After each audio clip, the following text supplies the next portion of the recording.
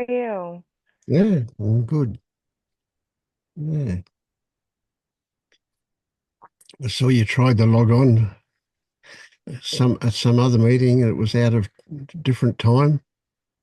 I think so because I'm in Hawaii and so the times I had to go on and have him convert the times because I'm like, what time is it? And yeah, yeah. But yeah, I figured this one out. I think daylight savings time, I thought it was a little earlier than it was, but daylight savings time changed it a little bit. Good. I'm glad you're here. Thank you. So how's things been going for you? It's been okay. I'm working with a Liberation Unleashed guide, and she was the one who really suggested, she's like, you should go to a group. You should really go to a group. Um, so I'm like, okay, I'm really gonna go. I'm gonna go. I joined this one once before, maybe last year or something, just one, you know, um, just one time. But yeah, yeah. So you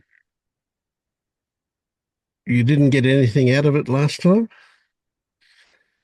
I hadn't been, I don't think last time I hadn't started working with one of the Liberation Unleashed guides and was, um, I can't really remember. But I think I just came on for part of the meeting.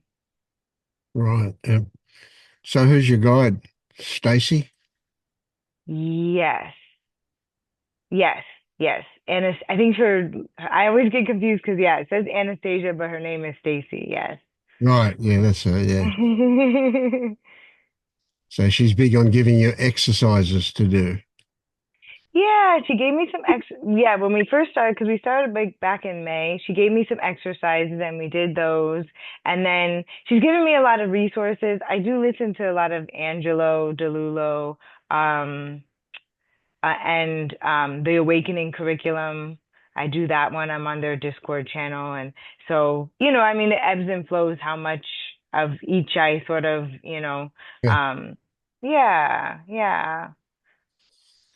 So have you experienced any shift yet?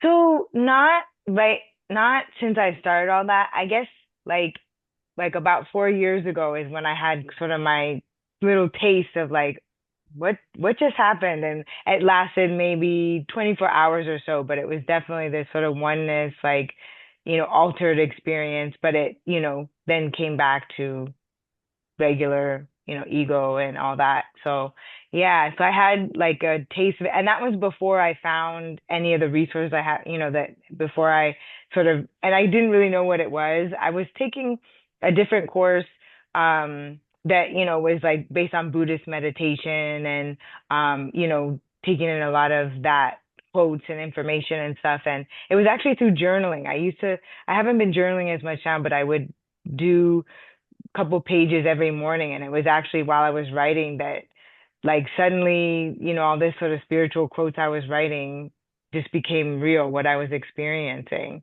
Like the mountain over there suddenly wasn't the mountain over there. It was like something else was, everything was all, Mm.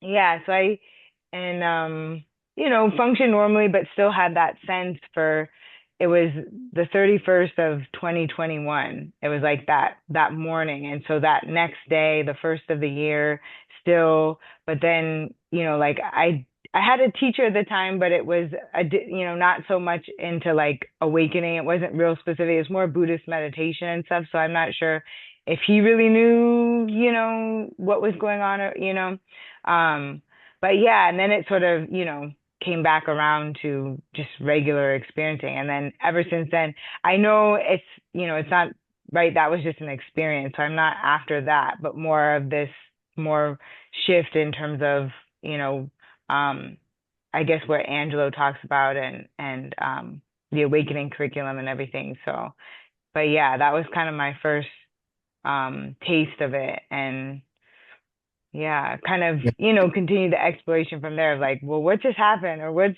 is this, or what's, and kind of still Googling and looking for resources and kind of, so it wasn't until later, couple more recent, probably in the past, I guess the past maybe year or so, kind of found my way to Angelo's resources after, from a string of following this and this and this and sort of, yeah. Yeah, all right, good one. So most people would be trying to get back to that taste of whatever you want to call it that you had. How come you're not I obsessed think for with a that? while, I guess I think for a while I was of like, but then I guess, since trying to kind of see the bigger picture of like, oh, there's something much bigger here, or, a whole other sort of process that's going on, and kind of more interested in that, like for the long term, not just these short, because I meditate on and off for probably at least 10 years or so. And, I didn't really have a lot of, that was really the probably most peak experience, I've ever had.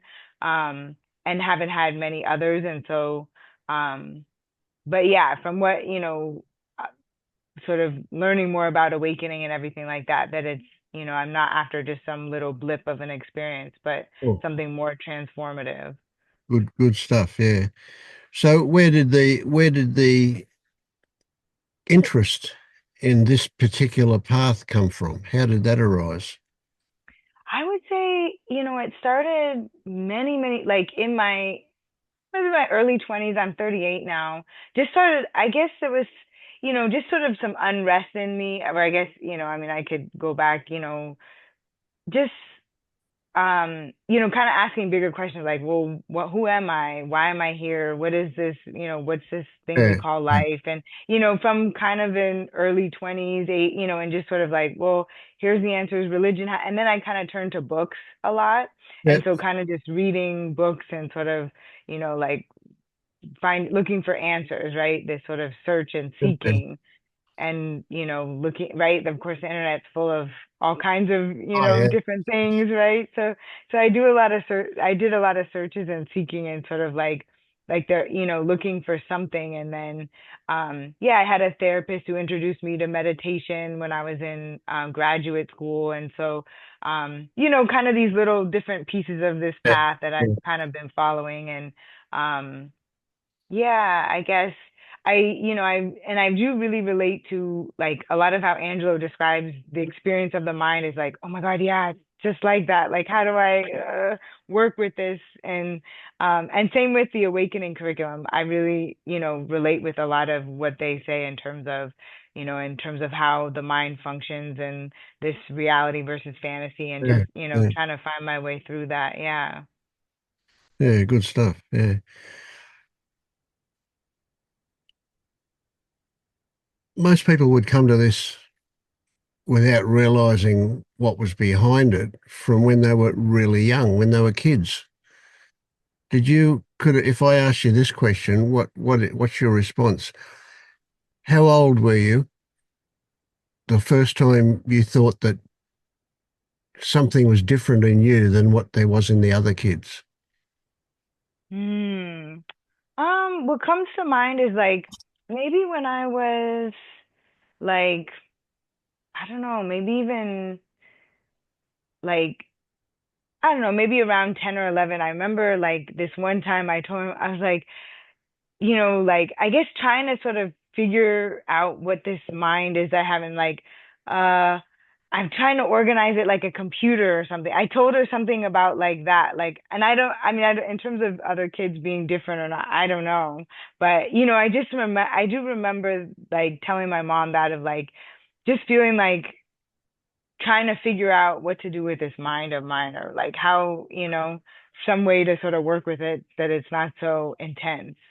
Yeah, yeah, yeah. So these days, one of the things that comes to mind here is that the great analogy that we've got with artificial intelligence, and you can see how AI has got what they call a knowledge base, which where the large language models of AI, they scrape the internet for everything that anybody's ever written as part of their knowledge base, right? And people in the same way, have a knowledge base that they've grown up with, that they've developed, that's been conditioned by experience and by people around them, what we were told by our parents, what we saw our parent, how we saw our parents and other people react. All of that stuff has ended up creating a knowledge base that we use, just like artificial intelligence has a knowledge base. Thing with AI is it can't, at least at the moment, it can't modify itself in a way that people can. So we can see that a lot of the stuff that we've been told is normal, which actually is not not good, causes problems. We're in a position to be able to relate to that differently. I won't say change it, that doesn't quite work, but we can see it in a different light. So when what we're looking for here is a perspective, is a way of looking at our experience that kind of weaves its way in and out of the distortions that the old way we've learned is about. I mean, that makes it almost sound like a lot of work, but in a sense, it's not. If we work at it, in fact, we're not going to get there. What we have to do is discover, or what will happen is we'll discover stuff that's cause, causing problems, causing distortion in the way we see things. And when we discover that, it tends to lose its power. And so what happens is we develop a new way of looking at things. And in a sense, you could say that what we do is we move from a left brain dominance where we've got control and opinion and criticism and all of that stuff really works hard all the time, over to a right brain where there's no judgment, there's no opinion, and what there is just a blown away experience by what's actually there.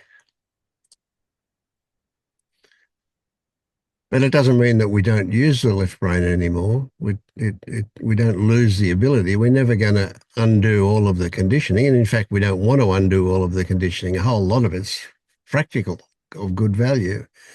It's just when we judge ourselves compared to others, that's probably one of the biggest ones that causes problems. Yeah.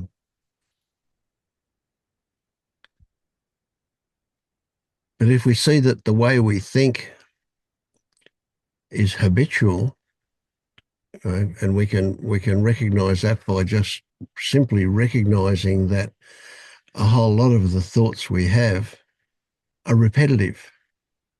I did read somewhere, I think Google came up with something that we have about 90,000 thoughts a day, and I think 90% of those were the same thoughts we had the day before. They were just repetition of those Wow. thoughts. Yeah, which is a bit of a mind boggle, isn't it? Yeah, yeah, it's exhausting. The loop of, oh my gosh, yeah. Yeah, but at the same time, we it's valuable, I think, to appreciate that our mind is trying to look after us.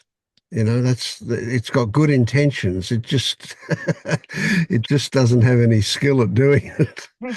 Yeah.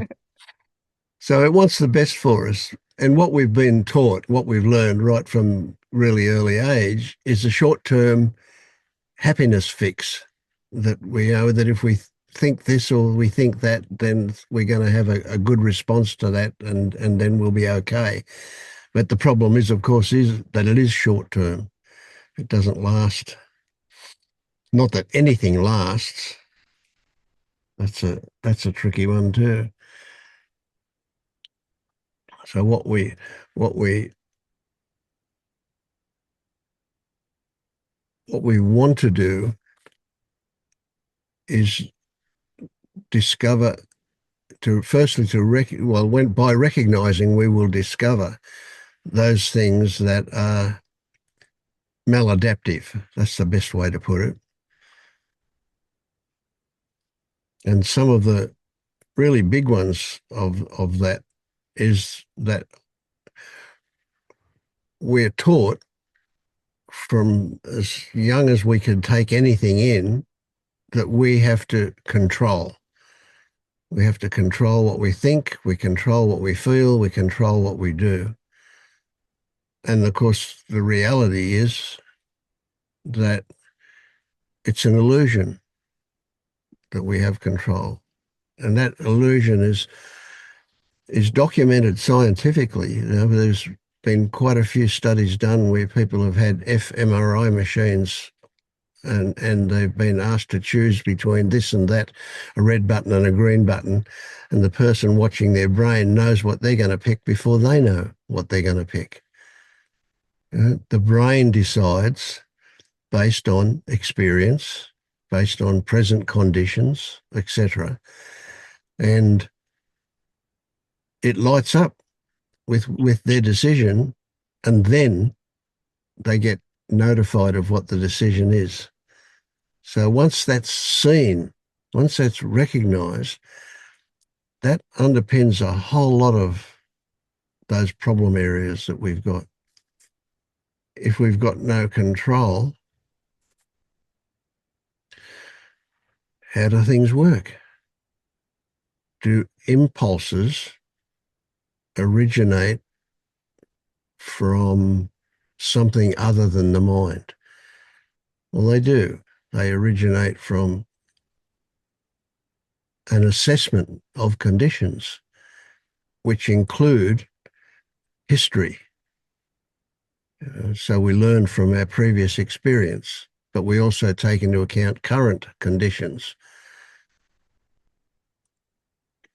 So have you seen that one yet? Have you discovered the illusion of control?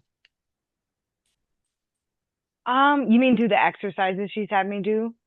Well, that's going to be one way you will make that discovery. So just that hand flipping exercise. Yeah. Yeah. Yeah, that's the one I was thinking of. Uh-huh.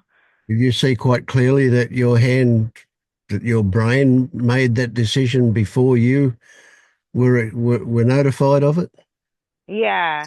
Yeah, I guess I have pretty well gotten the part of like, the mind comes in later to try and claim that sort of decision that, Yes. that illusion of decision of like, oh yeah, I did, but it's like, it just sort of happened, like that sort of things just sort of happening without I'm not doing, this Yeah. I is not really doing anything.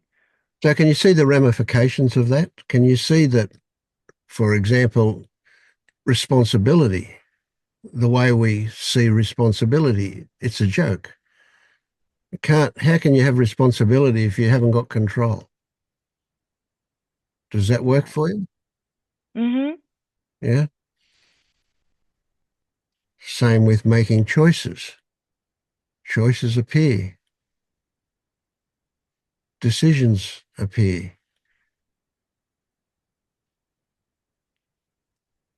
It's complex and it's way more subtle than we realize that the impulse to do something arises and then the mind comes along and either affirms it or denies it or whatever reaction to it happens.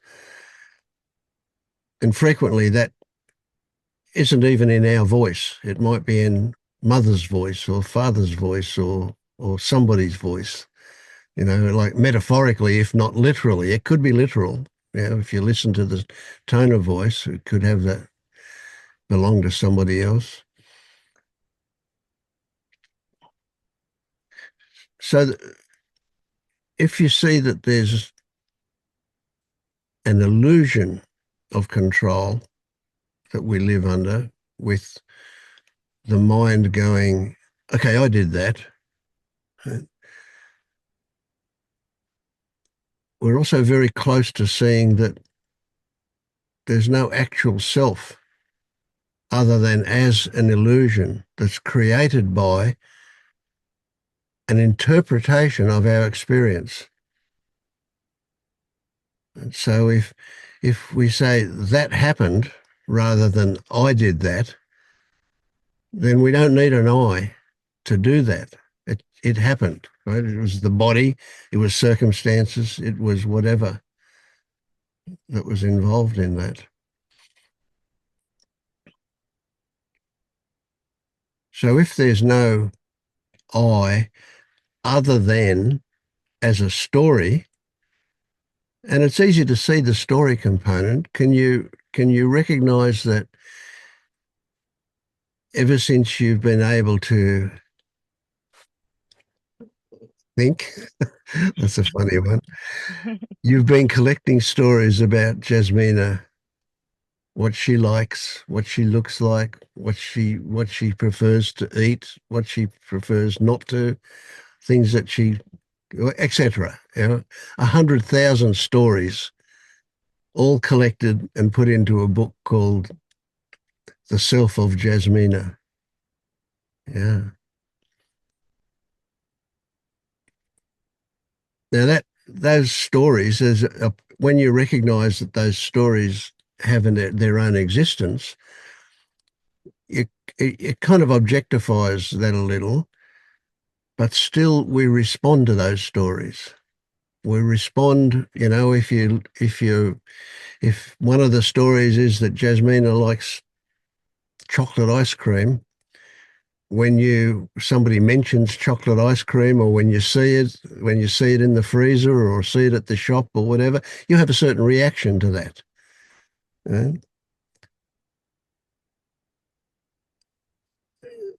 So it's that reaction to those stories that also lend themselves to the illusion of a self existing.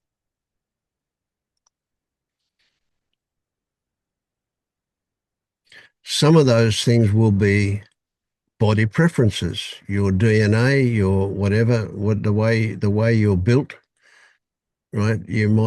Your taste buds might prefer chocolate ice cream to lemon juice or something. Who knows? Whatever.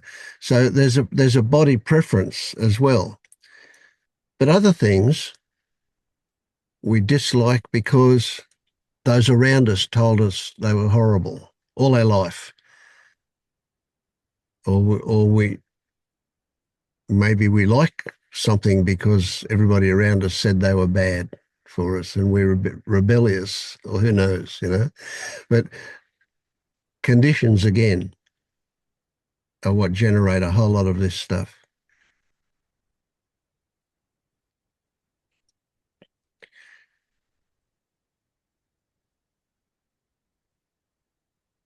So if I say to you, the only thing in your life that is actual for you is your interpretation of your experience. You could say your experience, but your experience is an interpretation because of whatever perspective it is used of whatever happens.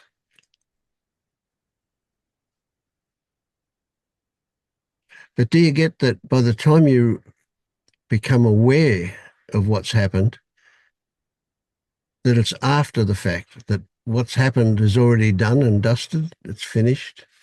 Even if it's milliseconds in the past, there's that lag before awareness comes along.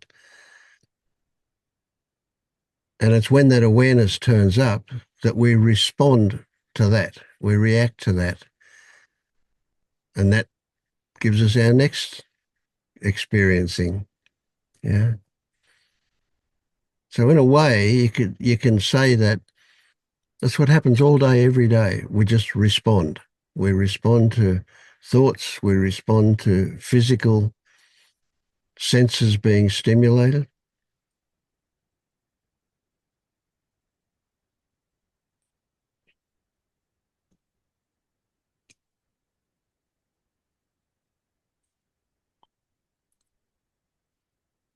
But if we respond to the original without judgment, without opinion, with a willing, inviting acceptance to that, we don't create resistance. We don't create a body no, as Panilla puts it. We don't create stress and tension. So even if shit turns up,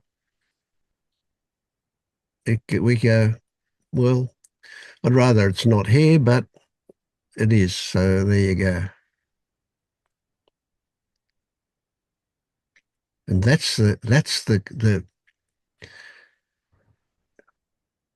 hero at the end of this journey, as opposed to the Buddhist teachings or some of the other ones. The hero at the end of this journey goes, whatever turns up, this is it. Doesn't fight it, doesn't welcome it. It is welcomed, but not as a doing, so to speak. It's welcome because it's inevitable. It can't be escaped because it's already happened. So it's just there. Yeah.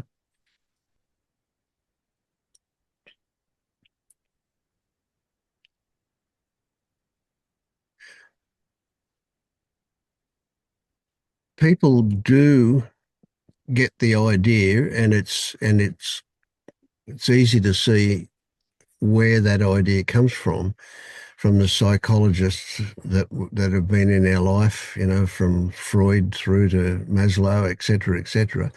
People get the idea that we are, as a person, a container with a whole lot of shadow stuff that we've got to get out and get rid of in order to wake up.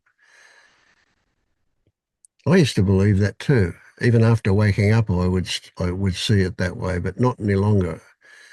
These days, I see it as potential, and it's as potential that it has no existence until it's triggered. And if it gets triggered, then we've got something there.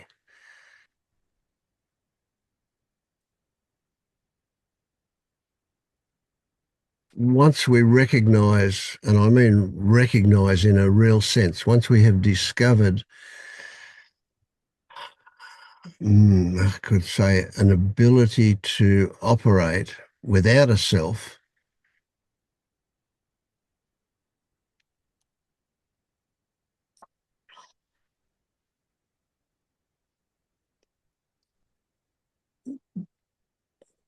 everything changes.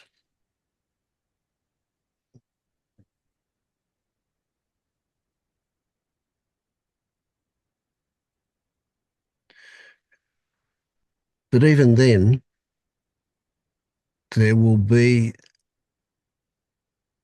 the potential will exist for being thrown back into the idea that there really is a self. Just because it's not been triggered and it's not been seen and it's not been dissolved, which will happen when it's seen. So even after that initial shift, people will experience it, but it doesn't mean that they've gone backwards. It doesn't mean that anything is undone. It just means further stuff is there to be seen through. And the amazing thing is, simply seeing it is frequently all it takes for it to dissolve, to no longer have any power. Sometimes it takes a few goes, but frequently only one seeing is all is required. So we talk about that as selfing, is just a word that comes up. Okay, I'm behaving. Or thoughts turned up that gave legitimacy to the existence of a self, even though I know at another level it's not one there. You know? And so there was a moment of bodily contraction, a moment of fear, a moment of anger, a moment of some intense emotion, probably, that that occurred. But even before it got fully expressed, it was seen through. And so that anger might be there for half a second, and then it's just never gets finished. It just gets seen through and it's gone. Yeah. And that trigger then loses it's no longer useful. That potential is used up, so to speak. Um,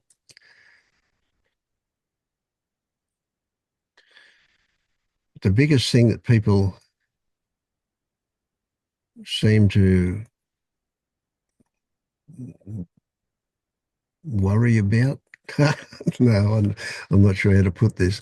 What what comes up most often is people feel that they're helpless in the face of their thoughts. That they can't help themselves.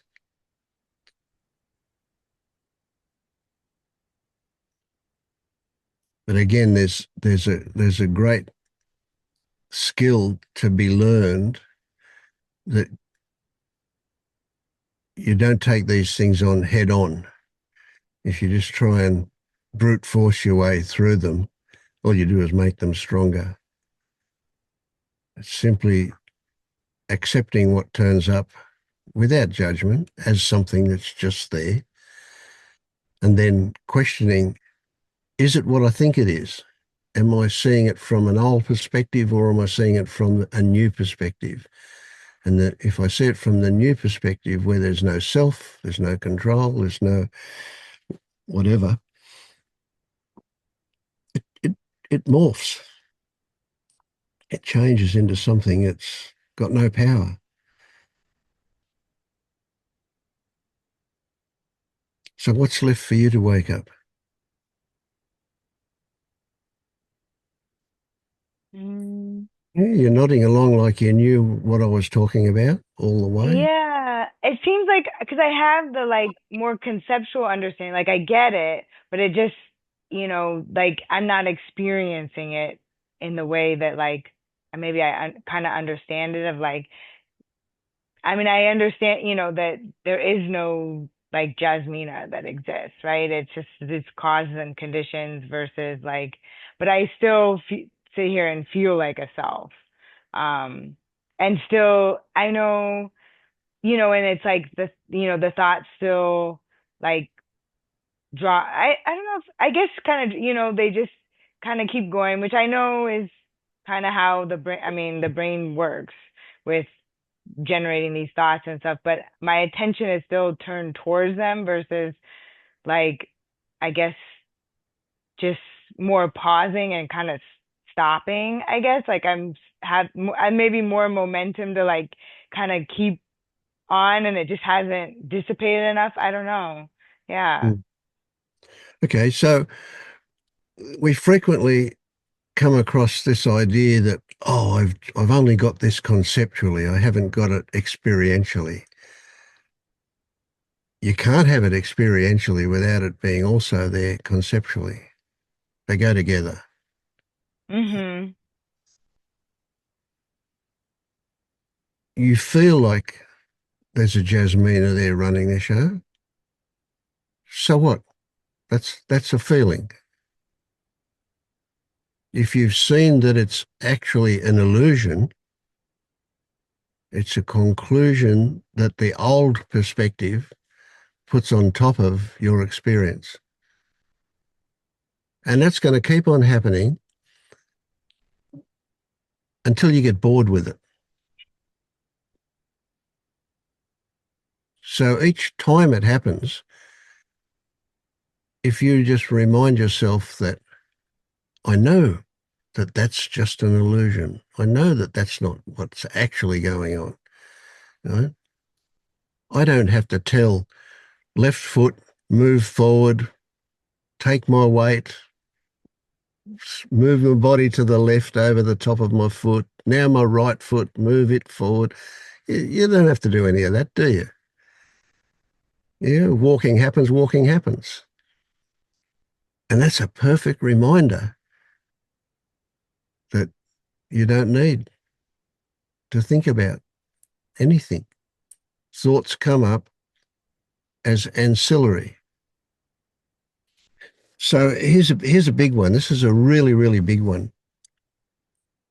If you're looking at your experience, and that is a great way out of the mind, go into the body. What is the body experiencing, right?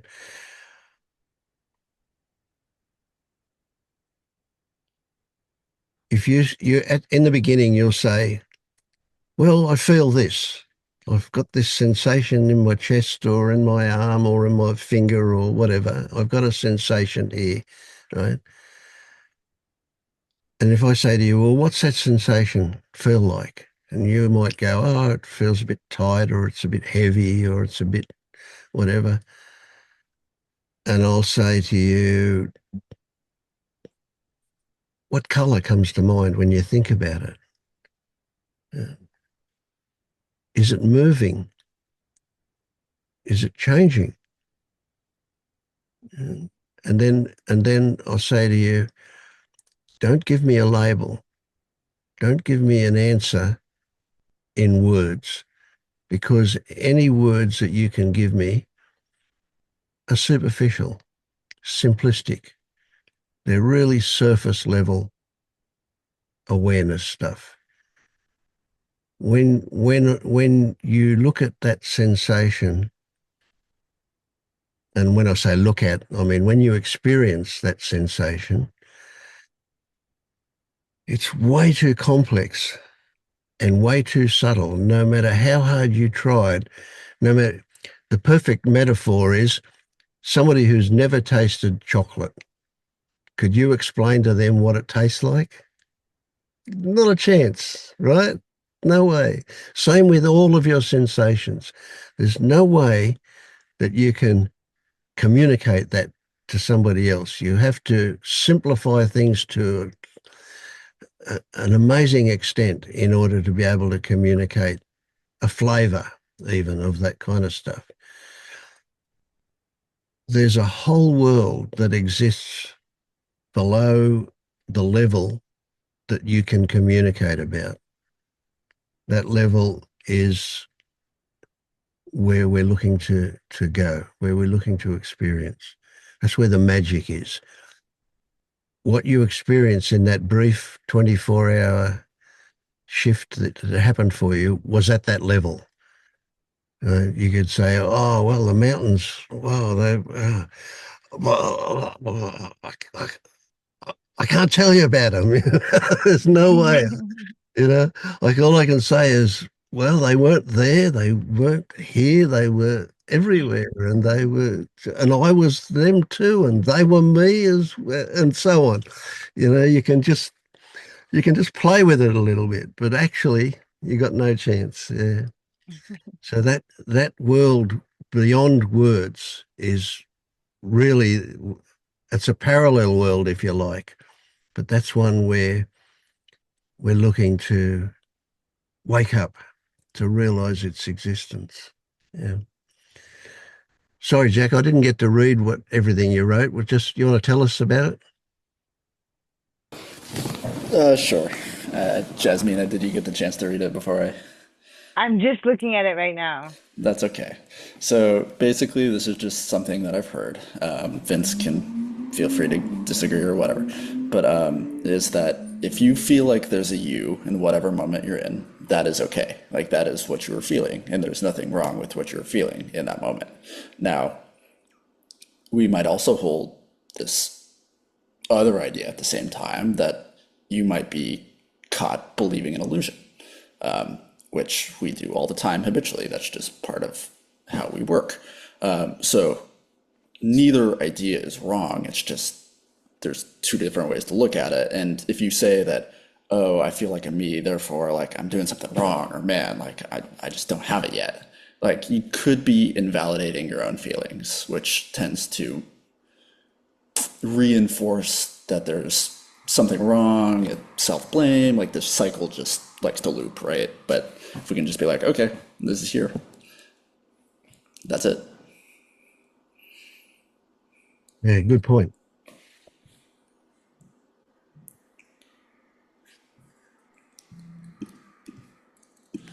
One sec.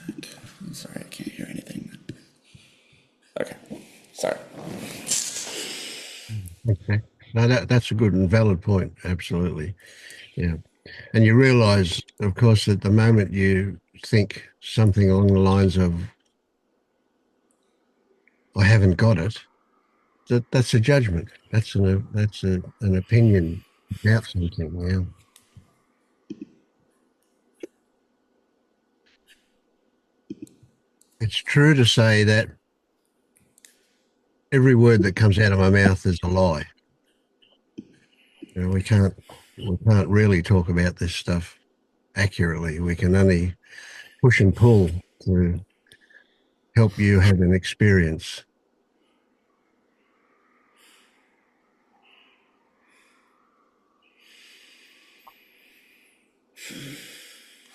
So one of the things that I see as really important, really valuable is to recognize that if you say it still feels like there's a me, if we look at that in detail,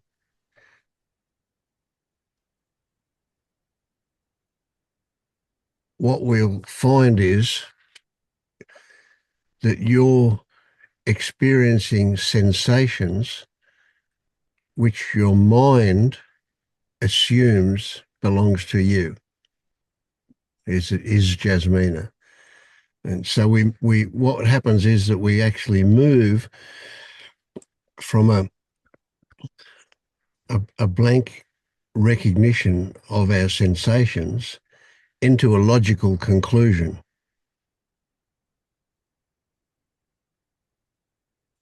And we've got a lot of things pushing and pulling us in that direction because that's what we've been taught all of our life.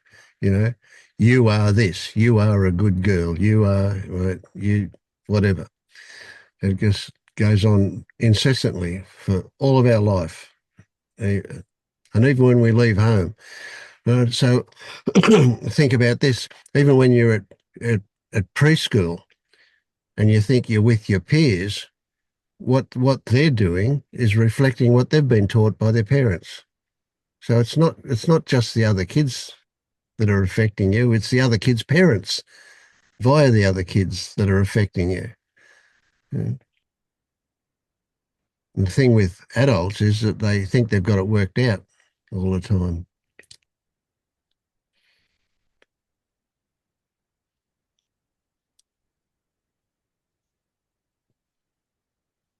Yeah. So whatever you experience, the way around, I mean, to do what Jack was talking about is definitely not appropriate to have a judgment about that or to invalidate your feelings. Right?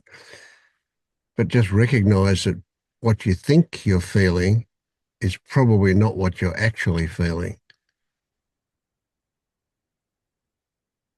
And that's not to say that you immediately jump into invalidating what you think you're feeling because it's going to be wrong. It's just an opportunity for you to investigate, to look at what am I actually feeling. So when I say it feels like a me here doing this, if we then look at that in detail, what are the feelings that are here and where do I get away from the feelings into the idea that it's a me?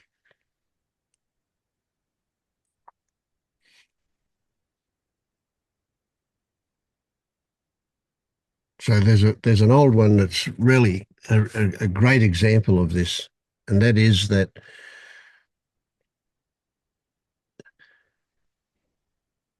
if you're involved fully in any experiencing that's happening,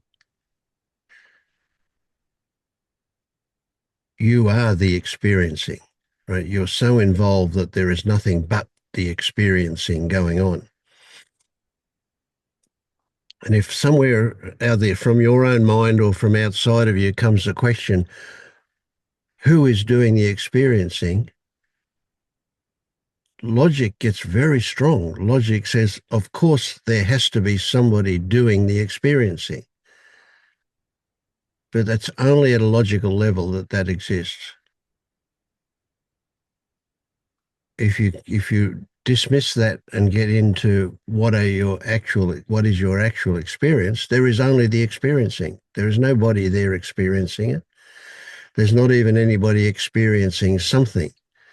There is just experiencing happening.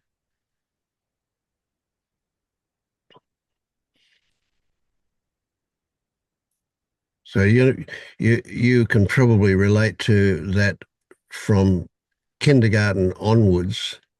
You've been told that it's good to be smart. And for those who are a little bit slow, however we want to put it, that's not so good. So smart people, the mind, gets put on a pedestal right from the beginning.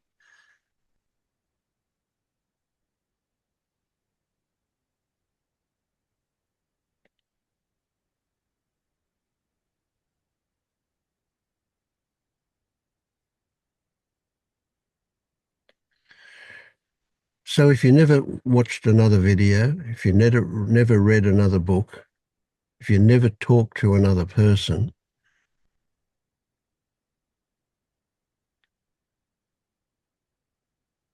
you've got the tools to wake up.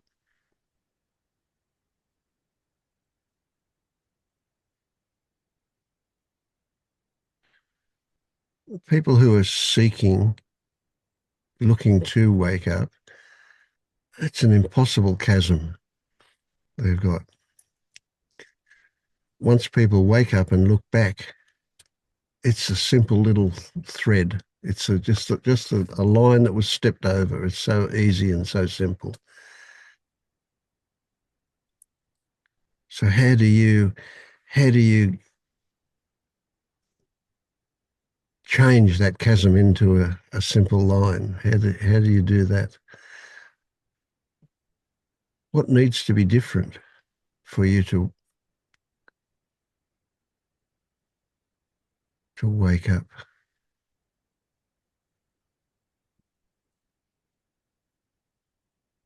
Um, I guess as a part, I mean, I don't really know. Um, Assume you do. Imagine you do know and that you're just hiding it from yourself. What would it be? okay. Yeah. Hmm. I think I feel like the slight sort of maybe where I'm stuck is like because I had the experience before, and if what I'm experiencing now doesn't feel like that, then I'm still just where I was before. Mm. So right, there's that Yes, yes. Yep. comparing my experiencing because I know when as I've been working with Stacy, like there were times where it felt like I was close or maybe on the brink of like what maybe something like I had experienced before. And then, you know, I guess, I mean, I'm sure it's me getting in my own way of like, sort of like, Don't worry about that. What about what's that feeling like that right on the verge? You're right on the edge of it. What's that feeling? And I'm not asking you to tell me. I'm asking you to find it in yourself now.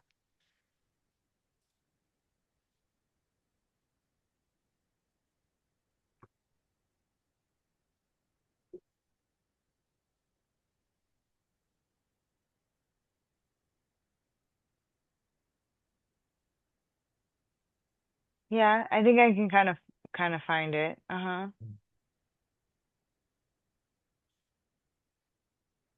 So you said to me earlier when we first started to talk that you weren't chasing that anymore. And now you've told me that, yeah, well, if I don't get it that, then it's not it. I guess because that's the only idea I have of awaken of what maybe this shift I'm looking for. That's my reference point. Yeah, yeah,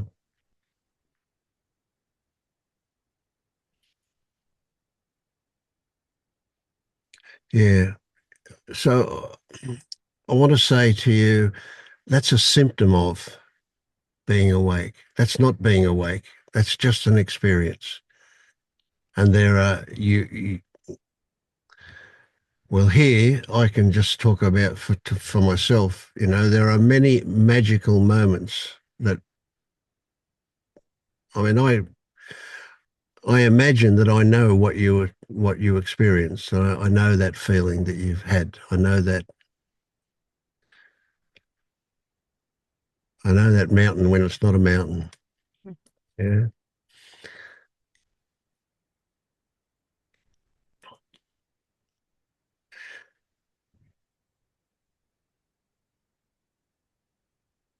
but that's not it. That's just a symptom that comes and goes, can be there or not there.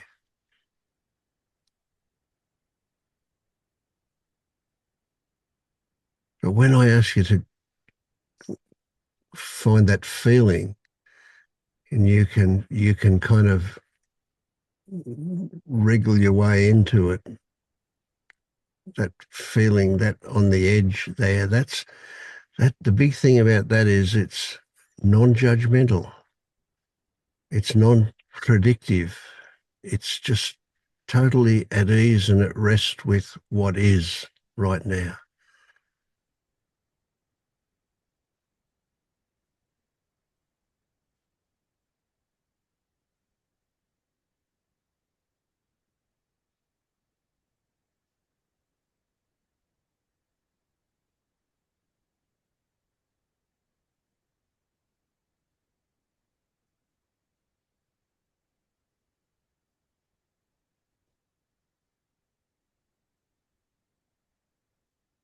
Mm. Anyway, just relax. Yeah. How have you been, Jack? Haven't seen you for a while. It's been a while. It's been very up and down for me, but it's been doing pretty good actually. Uh, I walked into an OCD diagnosis, if you're familiar.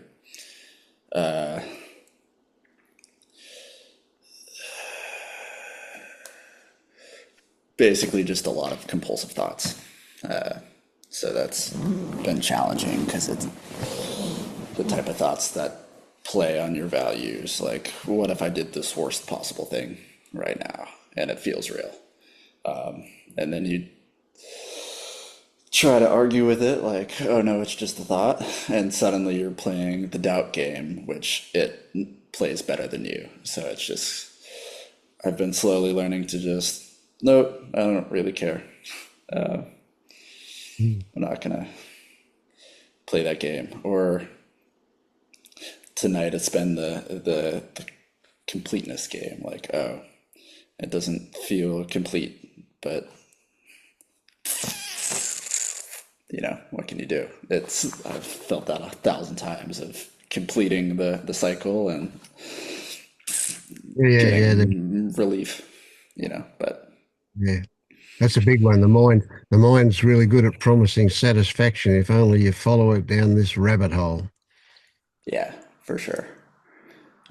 And then it's even trickier because sometimes it feels like you're doing actual work, like, oh, I'm loving myself, or I'm being with sensation.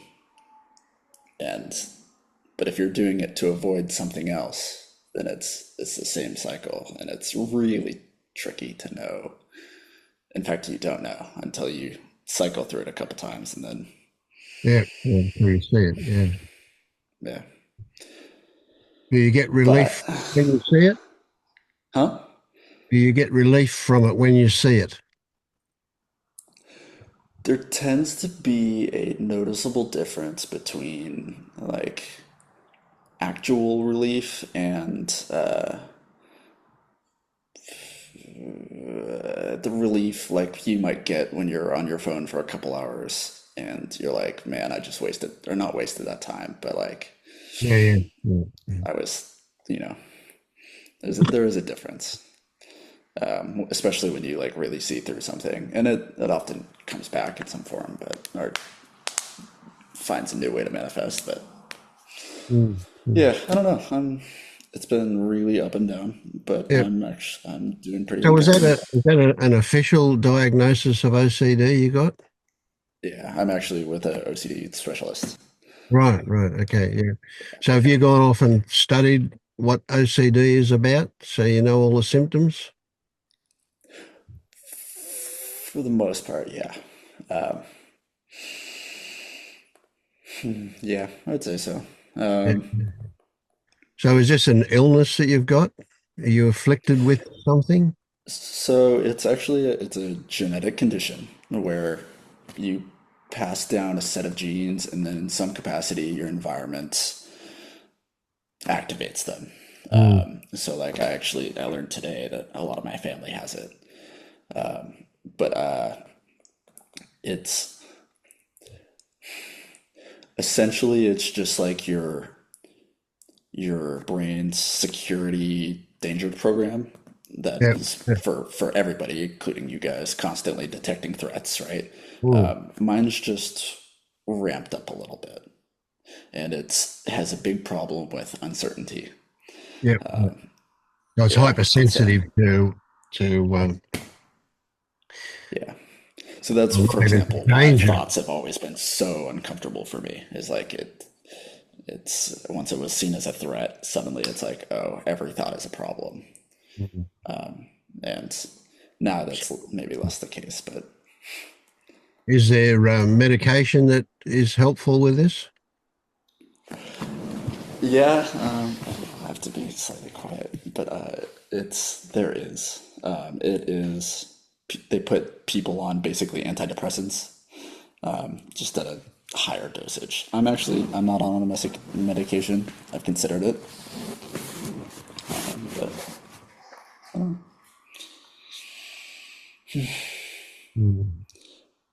So is it in your mind, are you able to retrain this hypersensitivity to threat?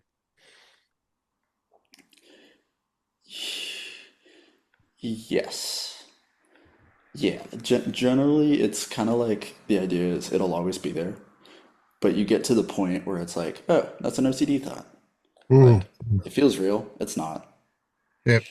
So actually very similar to just traditional mindfulness. Sure. Yep. Yep. Yeah, Yeah, just a little bit further along the spectrum, so to speak. Yeah. yeah. But yeah, so that's been me. I've been Mm. working with a whole lot of Yeah. anger uh, recently. Makes life interesting for you, doesn't it? Yeah.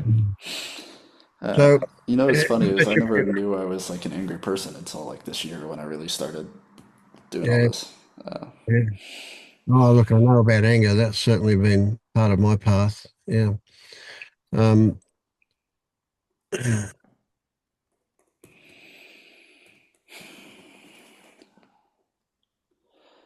so how much of that anger is associated with the unfairness of this? You know, why you? Why did you cop these genes? Um, you know, I was realizing today, maybe less about the OCD, but there is a lot of like this entitledness of like, why do I feel so hurt? Like the world wronged me, and I really did not want to let it go. I was like, it was there's a it's like drinking poison and expecting other people to get hurt by it. This is the famous saying. Is that's literally what was I realized today. It's like very childish, but you know that's conditioning. So I'm trying to forgive myself first, or give myself some grace for some of that.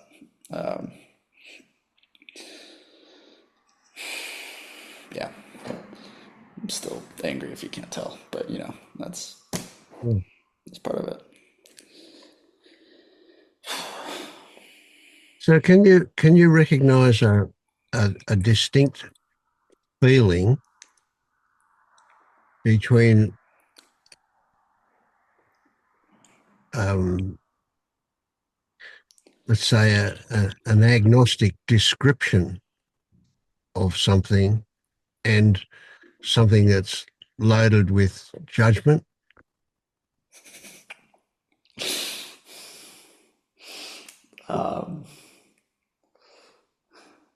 What's the difference in feeling?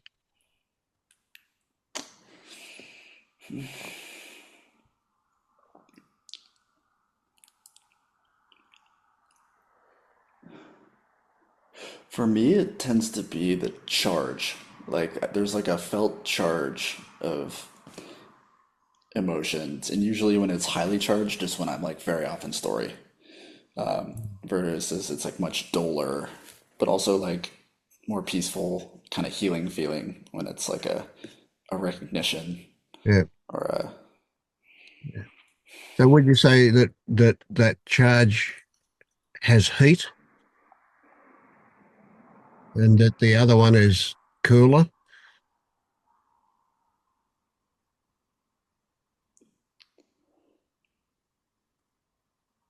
yes. Would you say that that charge has colors like red and yellow and the other one has colors like blue and green? So what's interesting actually is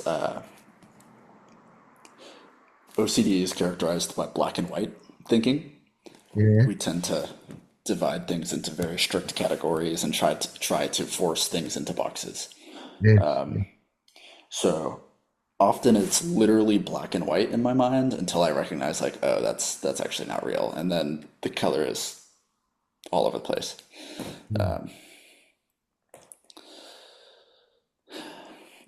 Actually, now that you mention it,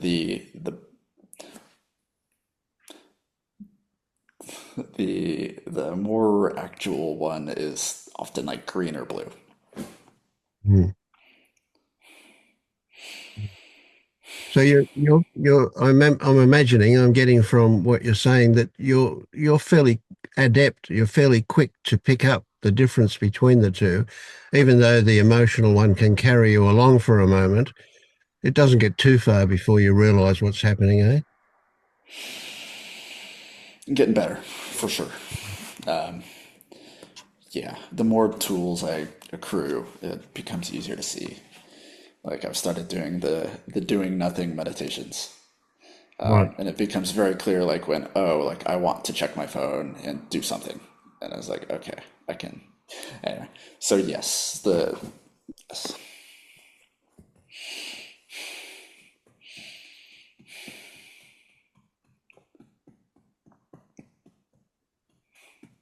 So what's amusing? Something's amusing you at the moment.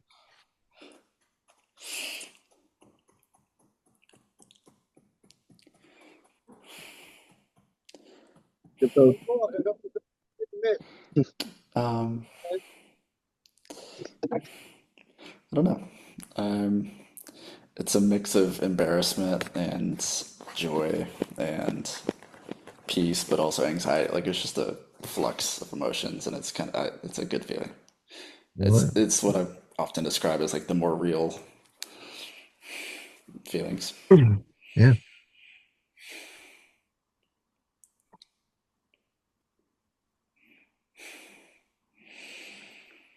You'll have to tell me about that embarrassment. I didn't pick up on anything that you could be embarrassed about. I have very strong self hiding Okay. reflexes. It's you didn't do anything. I can't say I did anything either. It's just and Yeah. I laugh at it, but it does. It's kind of crazy, isn't it? But it's almost like you're looking at yourself in a mirror and what you're seeing is not what's actually there, but something else.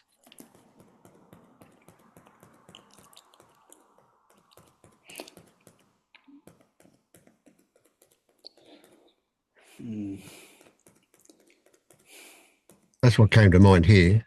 Yeah, no, that's okay.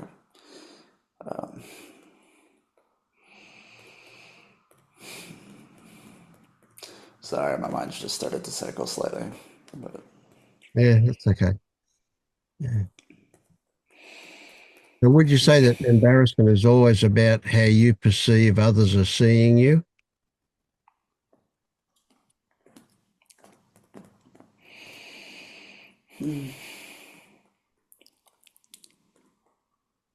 so I'm not going to answer that question, but I'm going to mention that it made me angry.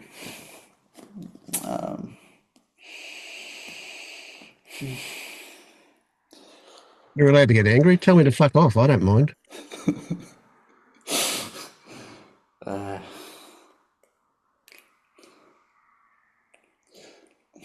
I had a thought earlier that I think part of what I'm like waiting for, because there's definitely still a sense of like seeking completion in some sense. It's like waiting for the anger to be gone, which doesn't really make any sense, especially since it's something I have repressed for a long time, so it's likely to be around for equally as long. Not necessarily true, but no, I get what you're saying. Yeah. Okay, yeah, no, that's fair. I don't know where I was going with that, but Mm.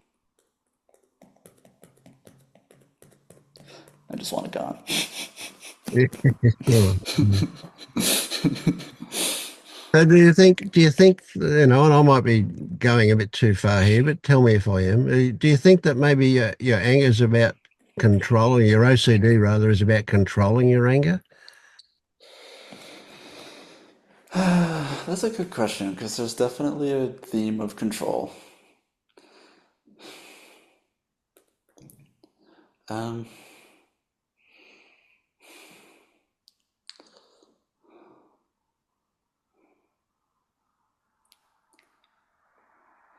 I get the sense that my anger does not like to be controlled, if that makes sense.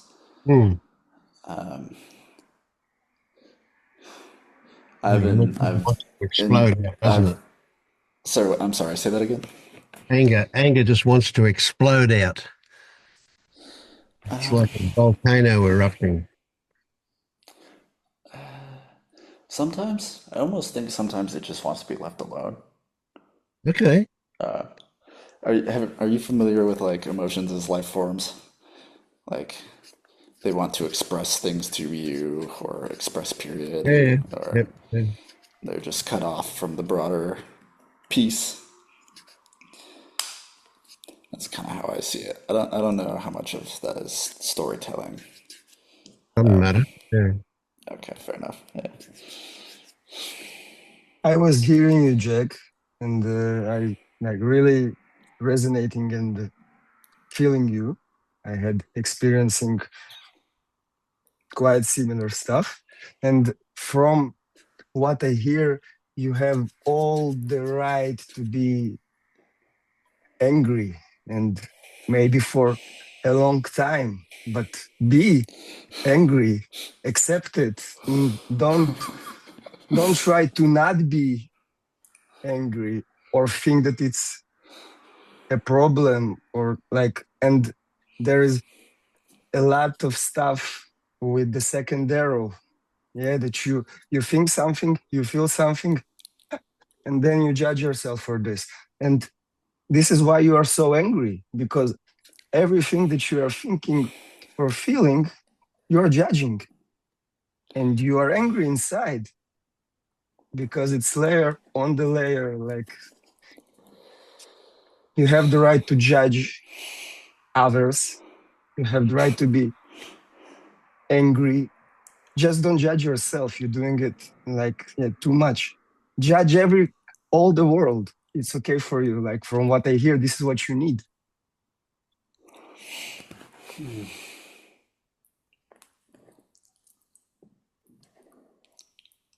If that makes First off, sense. thank you. Yeah, no, that made a lot of sense. Thank you. I really appreciate that actually. Um, And I'm sorry, I have to finish. I'm at work. I really feeling you, Jack, and Thank you for being here. No, that was very sweet. And have a good work. bye. Bye. Thank you.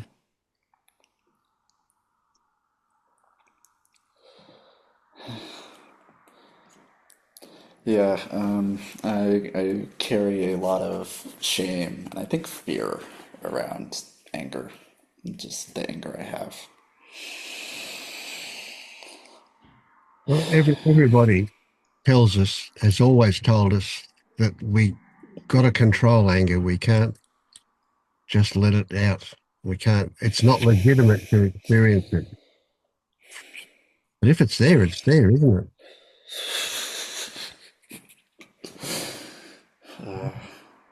I suppose so. I don't like that idea, but yes, Well, obviously, if you go outside and punch somebody, then you know there are consequences. So that's not appropriate. But that's something you might want to do. Screaming into a pillow is a great thing, or a car. Get in the car. They're soundproof. You can get in the car and you can yell and scream and carry on, and nobody can hear you. Why do you think I'm in the car now? Yeah, yeah, that it's makes great. sense. Yeah, expressing it changes it. Expressing it shows you stuff.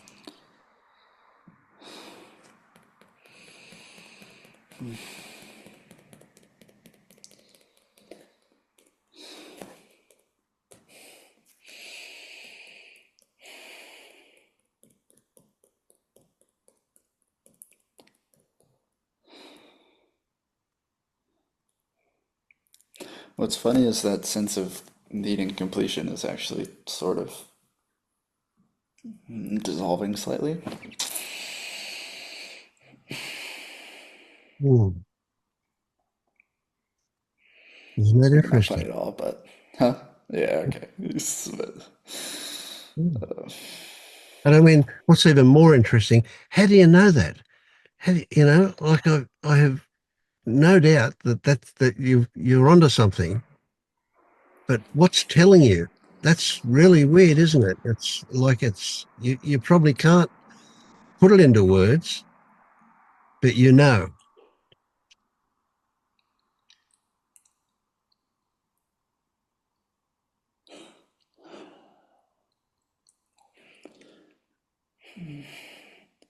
you got me thinking. I think I actually had an interpretation of dissolving that was less actual than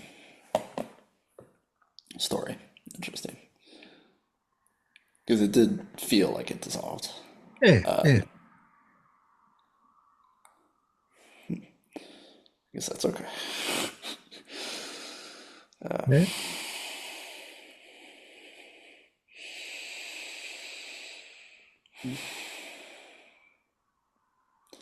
How about you, Jasmine? How are you doing? I'm doing pretty good. Oh, it's nice to meet you, by the Um, way. Sorry. yeah, yeah. It's nice to be here with you both. Thank you. Yeah.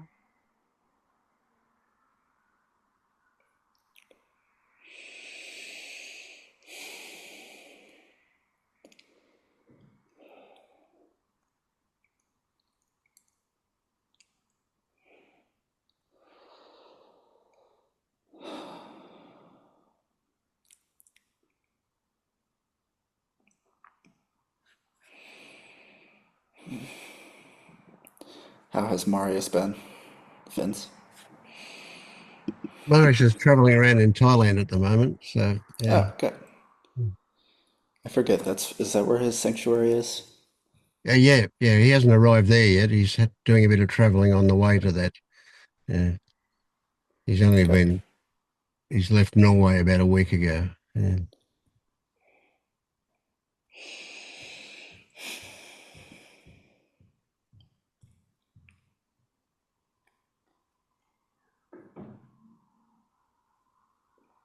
Have you not been working with him lately?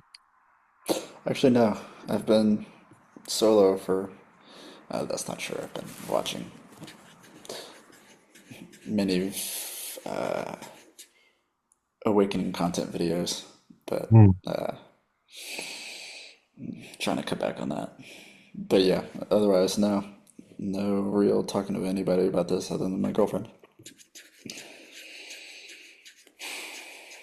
Yeah. It's a tricky one, that one. It's like, I remember I was so obsessed as a seeker that I just lived this stuff day and night. I was reading, I was listening to audio books. It was before YouTube, so I didn't have all of the distractions that we've got these days. Yeah, There's so many now. It's crazy. It's yeah. And just there's a lot of really good stuff out there too. And I have to say though that no one thing could I attribute to waking up. And I do recognize that a lot of the stuff that I was into was just stuff that I was getting high on. It just made me feel good. Now, maybe all of that adds up to something, but in essence, like countless Vipassana meditation 10-day retreats didn't didn't do it for me. You right. know, none of not reading Eckhart Tolle didn't do it for me. Listening to Krishnamurti didn't do it for me. But maybe all of those had a part to play in it. I would say everything that I experienced had a part to play in it. But in a way, it was all just keeping busy until I was ready. And it's the same for you guys. Just you'll do what you do until you're ready, and then it'll happen. Yeah.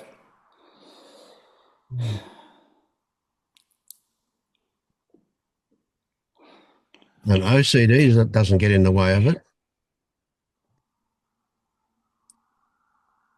Yeah.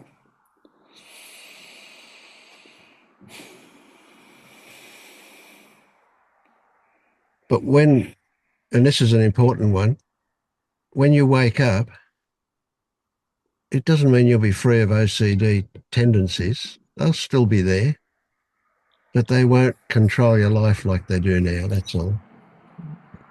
Um, Yeah. Well, we still like chocolate ice cream if we like chocolate ice cream. I do love food. We still get old and die. Absolutely. Yeah.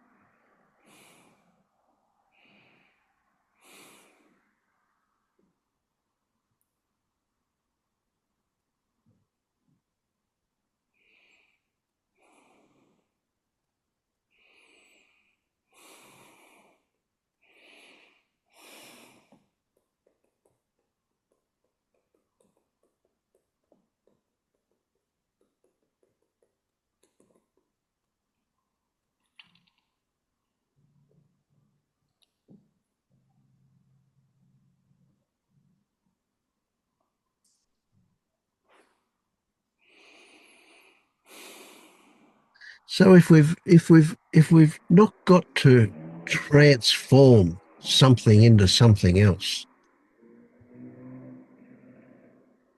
I use the metaphor and it is a metaphor, it is a story about just seeing things from a different perspective.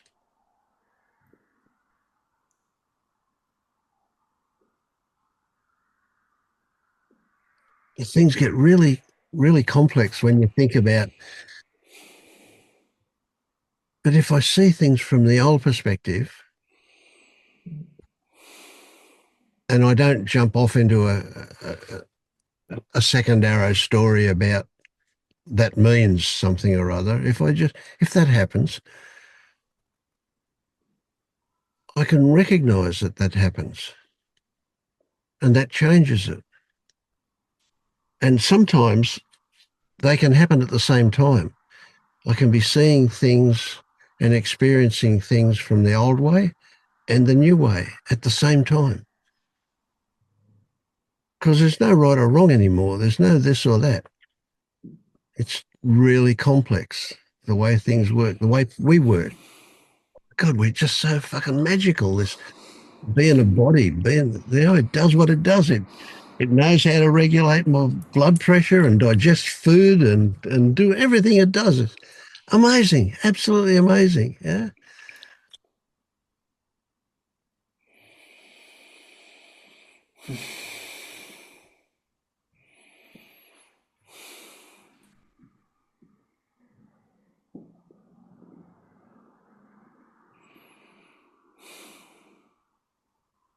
And that amazement takes me into that place, Jasmina, that you were, that mountain place.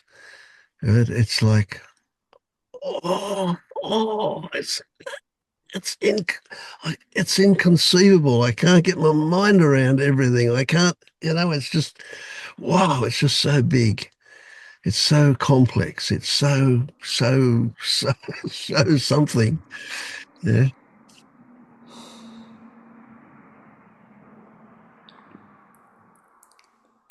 Have you ever heard of someone resisting being happy? Does that make any sense? Like sometimes I'll feel happiness there and I'm like, I don't want to feel this, but that doesn't. Yeah. Yeah. I know it doesn't make sense, but yeah, for sure. Yeah.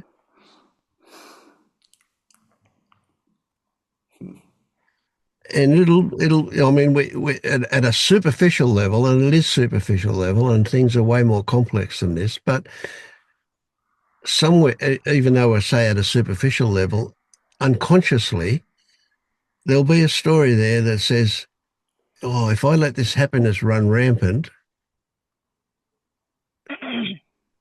bad consequences. And then, that can come back to you just being told to shut up as a kid, right? You're not allowed to be exuberant. You're too bloody noisy. Just whatever.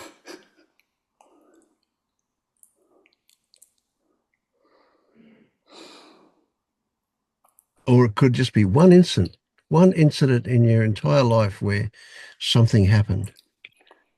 And it was profound, the effect it had on us.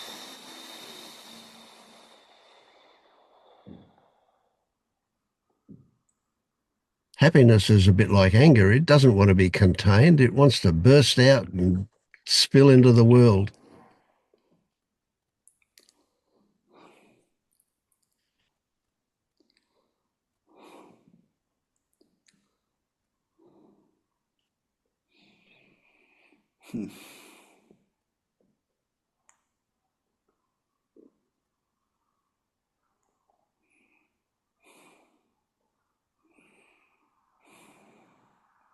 How many times were you told to grow up and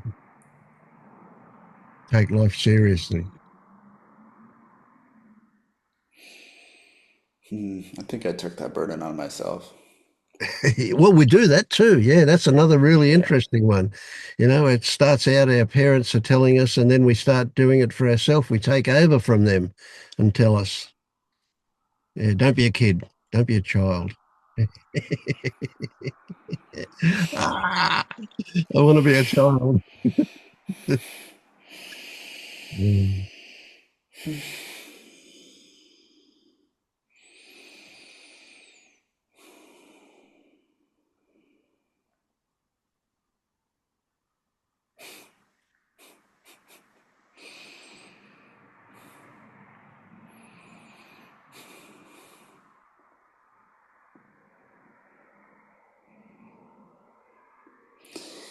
When I first had my initial shift, no one told me it was going to be this messy.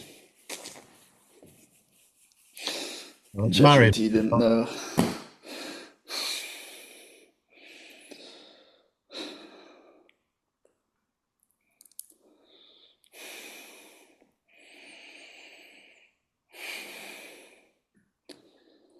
Yeah, I did a story recently about that one and a song. I did a song as well. And what it comes down to is for one person it can be super messy, super heavy duty, really, really traumatic. And for another person it can be really easy. It just depends what's in there.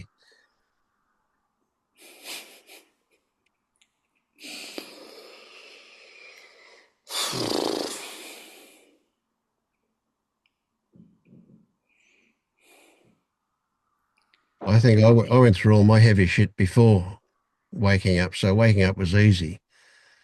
But I certainly went through it before then. I did a lot of encounter groups and all sorts of emotional stuff.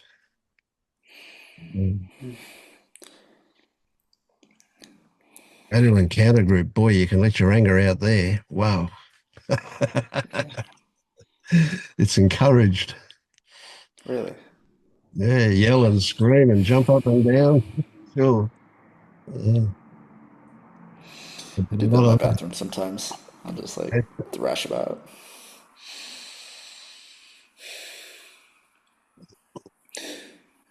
Interesting. I was gonna say it's harder in real life, but I think that's a story.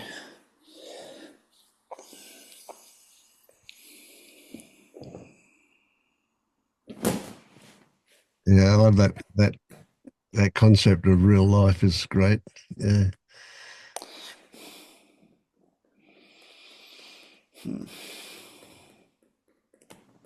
If you experience it, it's real. I more meant alone versus social. Mm. Mm. But yes,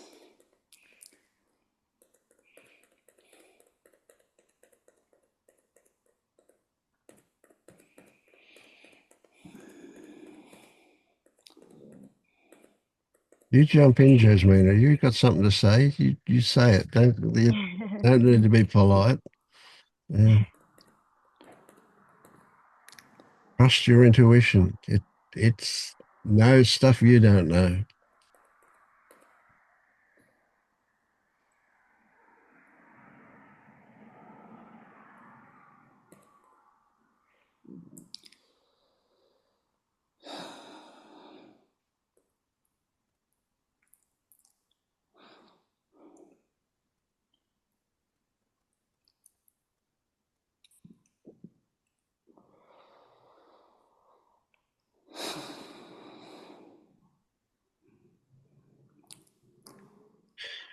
I'm imagining, Jack, that it's just exhausting what you're going through. But a lot of the time you just all your energy's used up.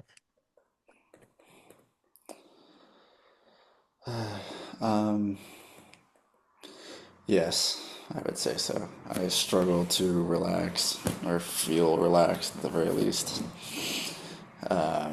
And what I was just thinking about, I was a bit resentful because one thing that I struggle with is I don't feel like I can generally trust my intuition most of the time, Hmm. at least on the level of thought, because doubt is like a constant. It's like a feature of OCD, if anything. Yep.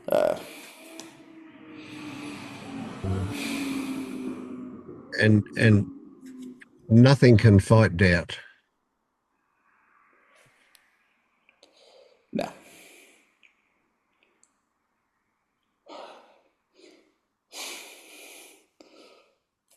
but as you've probably guessed, I've been trying. Hence the exhaustion, or at least Yeah. what I heard Oh, that. okay. Interesting. Yeah. I hadn't connected that. There. Yeah, it's a tricky one, and it kind of comes out a bit glib, but what comes to mind here with doubt is that there is no winning any fight with doubt. So the only way that you get past doubt is when you get bored with it.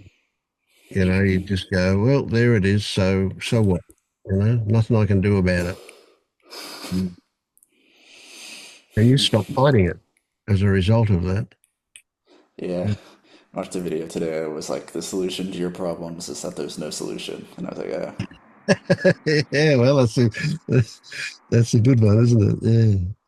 Yeah. yeah.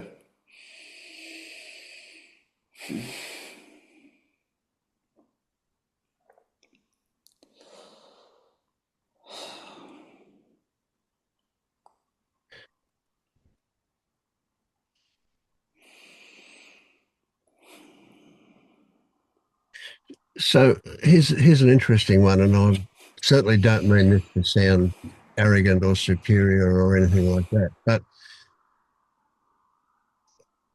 the difference between me and you is that I don't mind what happens. Now, that's easy for me to say because I don't experience anything to the extent that you're experiencing it. Maybe I once did, but not I can't remember what it feels like to be like that. So whatever turns up, I'm happy with it. I don't mind it at all. Yeah.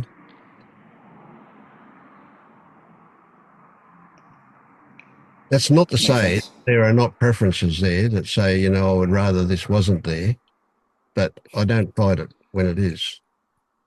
It's just whatever turns up is what's turned up, and there's no point in it's like the definition of insanity is want something to be different that's already happened.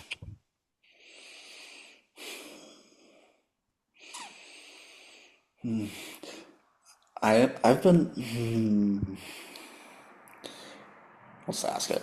I've been looking for a solution to this problem. I'll use that word lightly for a long time. Is I tend to internalize spiritual teachings and turn them into rules that I then judge myself by. So Well, like you just yeah. said, like it's okay to have preferences, essentially, right? And I was like, well, fuck. I didn't think I could have a preference to what is, like that's a very common trend. It's like I beat myself up about these spiritual and get stressed when I'm not like following it or don't know how to do something the right way.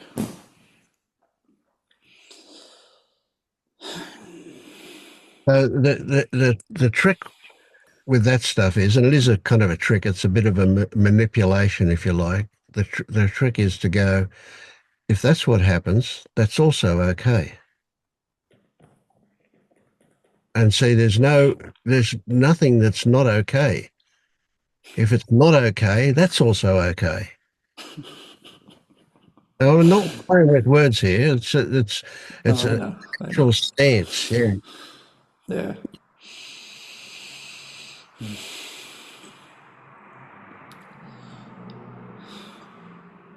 I do really like the story, the Buddhist story about the first and second arrow, and the consequence of reacting to what we add to, or what Panilla calls post-it notes on reality. That's a brilliant concept. I love that. That's really, really good. And we do. Some of us live entirely on post-it notes. We, we don't even know what reality is because the post-it notes are so thick that we don't see anything beyond them. We're sticking post-it notes onto post-it notes, yeah.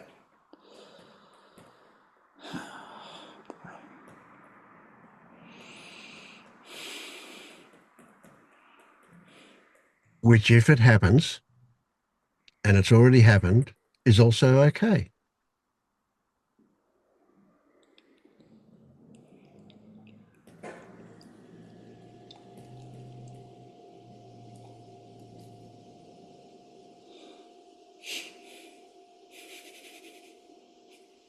You can say, well, if you feel like shit, that's not okay.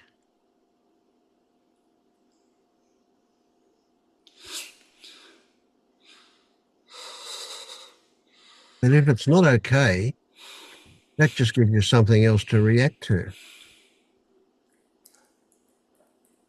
So if we remove not okay, that doesn't mean it's okay. It just means that it's not okay.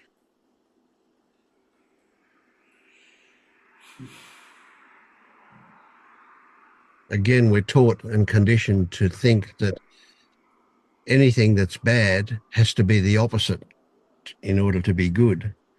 When the reality is, what we really want is for it to be a non-issue. We don't want the opposite of anything.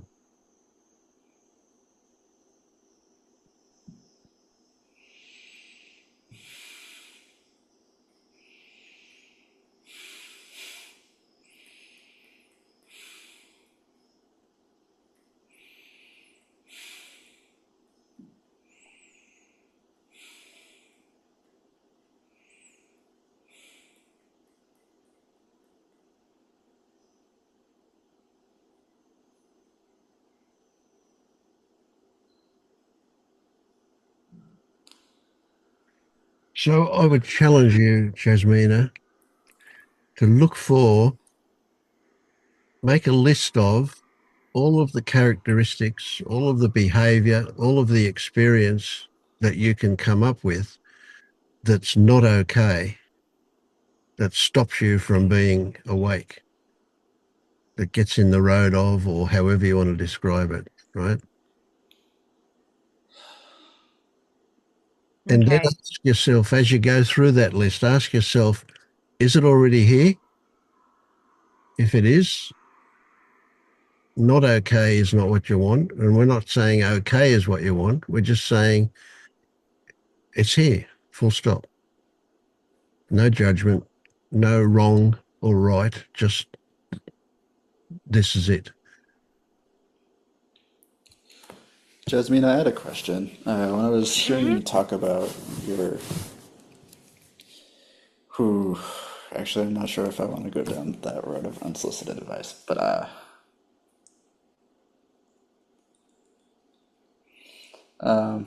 no, I rescind my comment. I'm sorry.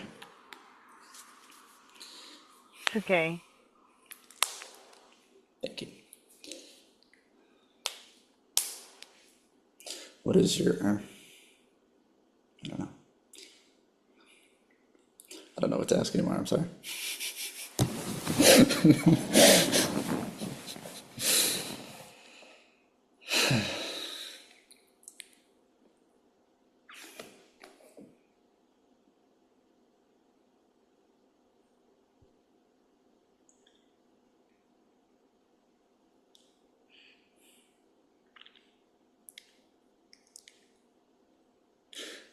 Vince, do you ever get to the point where you feel like every time you want to give someone advice that it's something you need to hear and not anything about the other person? Yeah. It's sometime afterwards I go, good idea to listen to your own words, Vince. Yeah.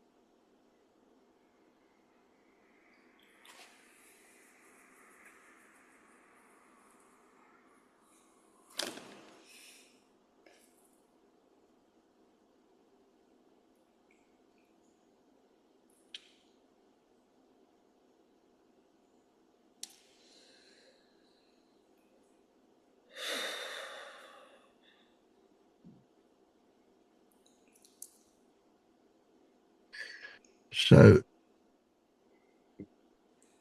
what you got from me then was a fairly literal response to your question. But then an old way of thinking turned up that said, oh, hang on, maybe he was saying that you should be listening to something in particular, Vince. Um, Actually, no. It was more that when I asked it. That happened. But then then the arrow came in of, and probably some truth to it, but oh, that was a tension resolving, knowledge seeking question, if that makes sense. Mm. And then now I express some of that anger, and I don't really know where I'm at right now. I'm just something that's happening. Mm. I didn't see any anger. You're expressing that in a very cute way, if that be.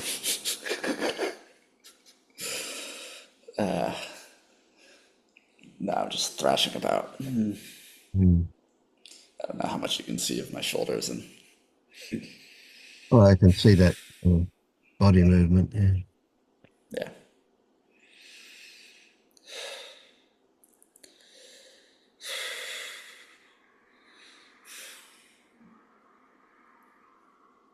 Yeah, that's something that's, yeah, I'm imagining that your mind is going at 1,000 miles an hour and my mind is kind of just cruising along really slowly. It's not really that active at all.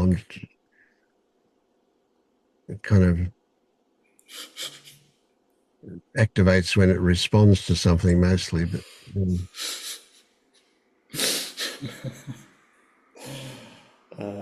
Yes. Yeah.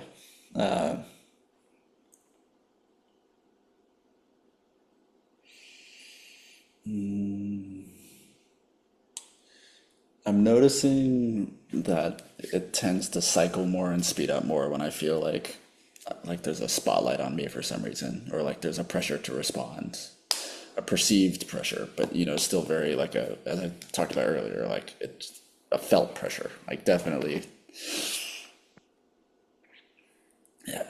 there's definitely a sense of like needing to put on a face or smile or fix yep, how yep. I'm appearing. Yeah, yeah, that's a big.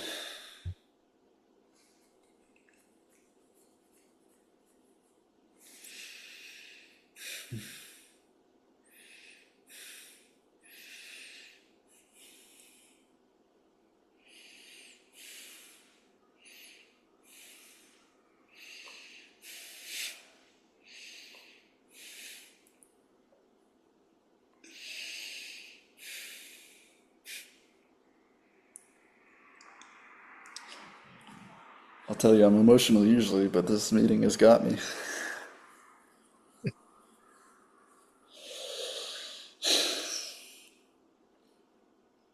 Thank you, actually. Thank you.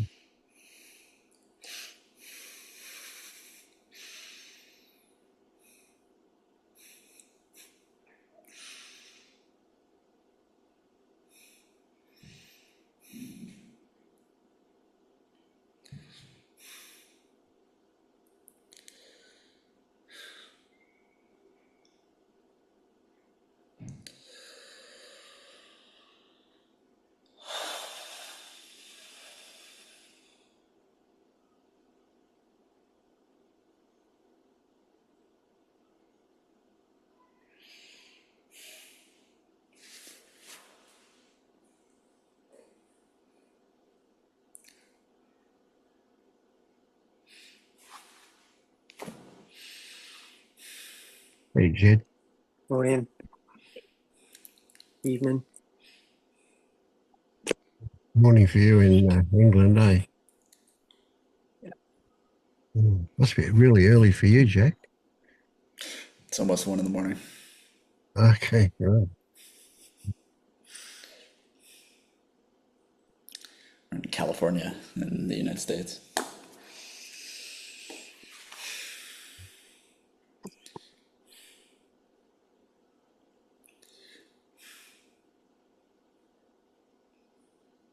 How you doing, Jed? Is that Jed, right? Yeah. Yeah. Um, how am I doing?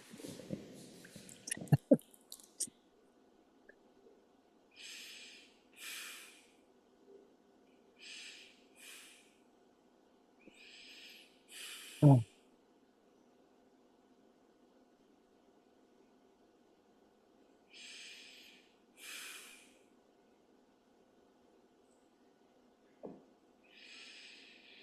Well, I'm feeling kind of sad today. Um, I think I'm going through a phase of feeling like I've lost it, whatever I had. Why are we laughing when it's so sad?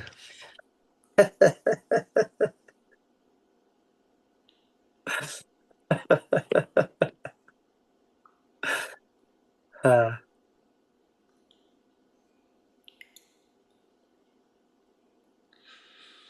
yeah, question.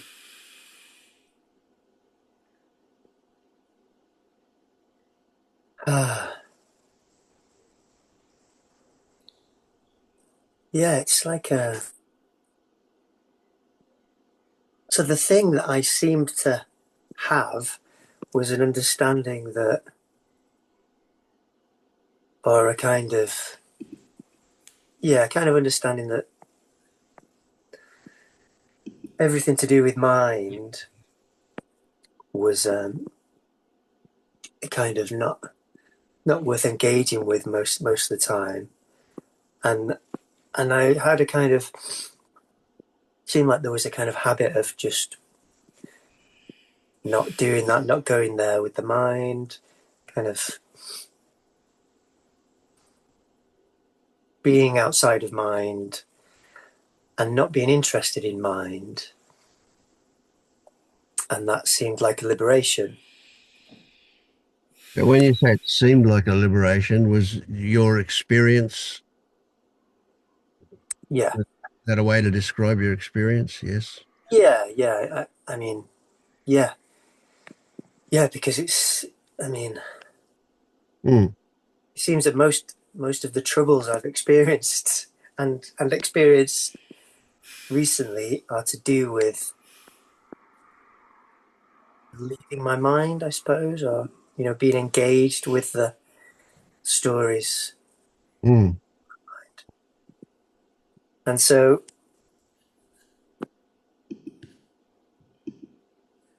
even though I can, it's like I don't quite. I don't know that seeing has kind of gone, and now I am engaging with my mind, and no matter how much I remind myself and read through what I wrote, and I guess, yeah, I'm not in control of whether I engage with that or not on some level, and mm. yeah.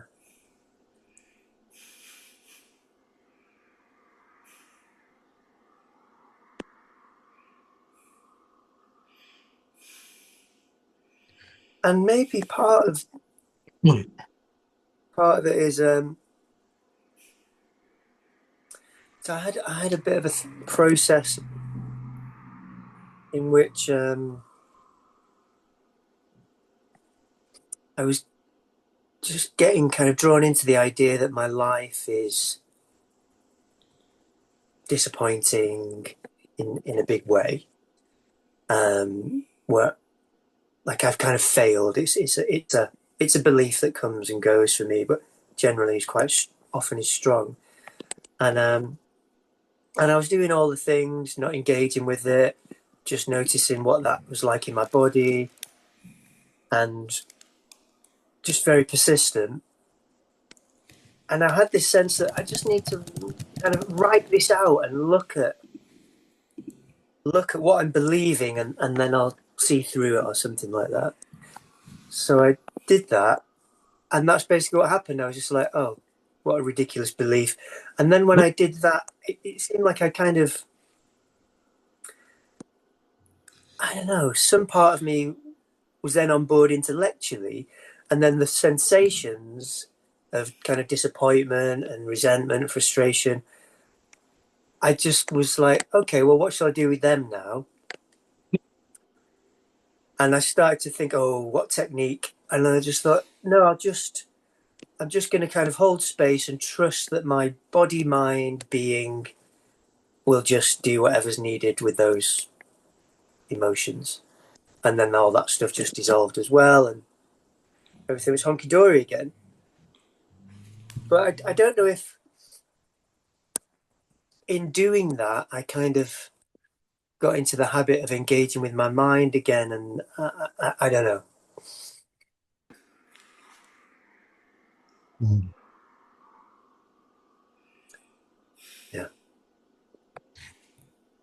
Yeah. So, what comes to mind here? Firstly, a really big thing: you've lost nothing. You can't go backwards. Right? You haven't lost something you had. You never had it to start with. Right? Your experience was different, and now you're experiencing this.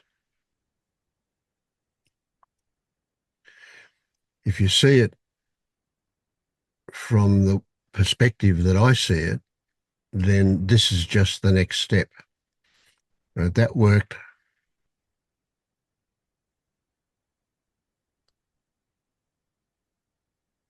a bit too well, in a way. You could say that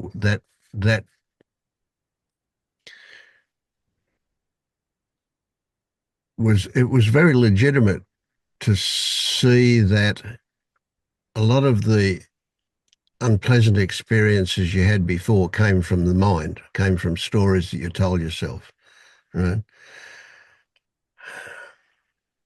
And as a result of that, they lost the power that they had to make you feel miserable.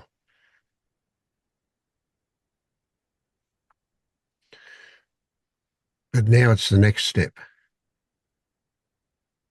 Now it's a case of I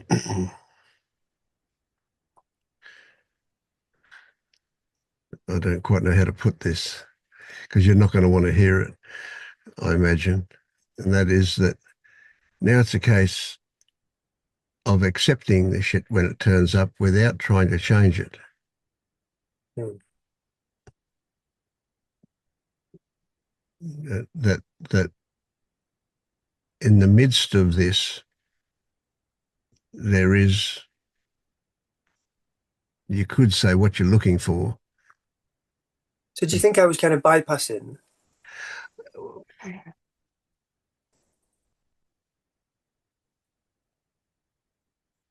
That's a tricky one. You know, at one level you could say yes, but no, it was a bit more than that. And it's not that that was inappropriate. That was just the first step. We've got to get out of the cage that our mind creates for us before we can then reassess or reevaluate our relationship with our mind. And so yes, it was true and accurate what you were saying that it was the mind that was causing a lot of the problems. And having broken from that, you've dismantled that cage. Let's put it that way. Now it appears to you like the cage is back, but it's not. Right? It's next level stuff. What's what's what's here now is for you to, rather than sidestep around the unpleasantness, is for you to wade into it and look for the pleasantness inside the unpleasantness. Hmm. Mhm. Yeah, that that feels like a good direction to go in. Hmm. Well, it's an inevitable next step. Hmm. You've dismantled that original cage. You know that that's what was, your whole world was in a cage of thoughts about how things should be and how you should be and how you should respond and so on and so on. Um,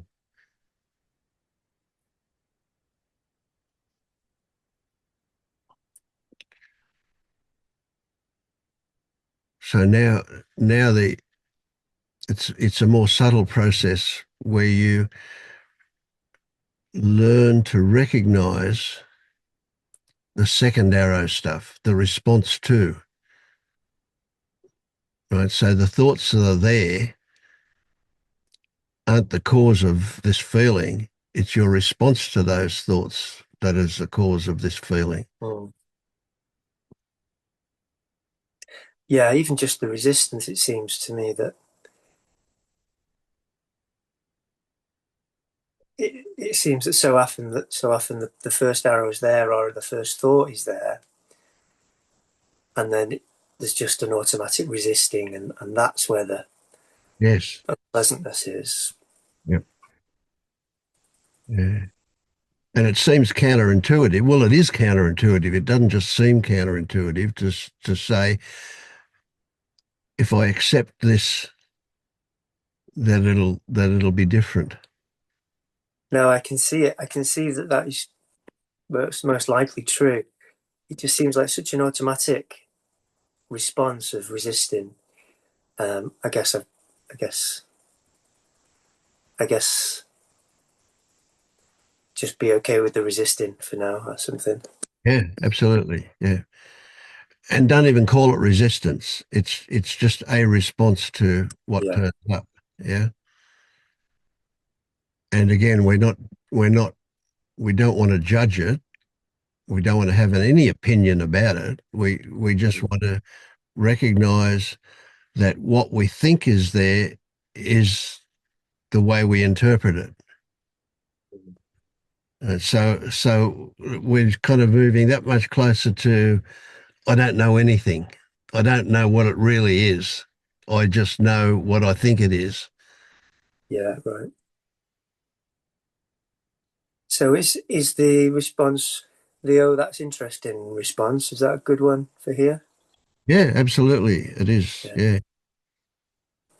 Yeah, that's interesting is an openness. Hmm. It's a non-judgment, open inquiry. Yeah. I asked because it seemed at times that that can be a bit of a bypassing. It just kind of takes me away of it into a curiosity, and and my sense of what you're saying is that I want to stay with it and not create any distance from it. What if what you want or what you think should happen is totally irrelevant? What's going to happen is what's going to happen. Yeah, yeah. But don't we want to? I don't know, plant a seed, of doing of it going a particular way, or is that also irrelevant? Oh well, it's not. It's relevant, but again, not in a controlling way. We're not Hmm. we're not looking No. for an outcome. We're looking to be aware of what. Hmm. See, we never get to an outcome. We never get to an end. It's always the middle of the path we're looking at all the time, the middle of anything that's going on. We never get to the end of it.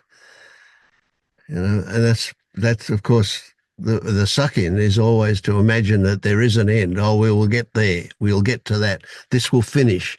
Well, nothing ever finishes, and we never arrive. It's always movement in the direction. Yeah. That's an interesting, for me, seems like a different take on the middle path idea. I always thought it was like not to either extreme. But what you're saying is you never get to the end and you're never at the beginning of it. You're just always in the middle. Yeah, I hadn't thought of the middle path thing like that, but yeah, that could be that. That's all right. Yeah, yeah. I'd never thought of that no beginning and no end business before either. That just came to mind then. Just came out. Yeah, yeah.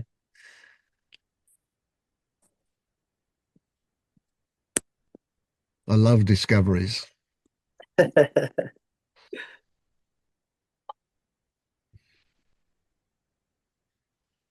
So if I could just go a bit more on that, because I'm noticing I've got some sense of well, I can do. I know how to do the. Well, it seemed to have happened smoothly doing that. Oh, that's interesting bit. And I've got it in my got some sense that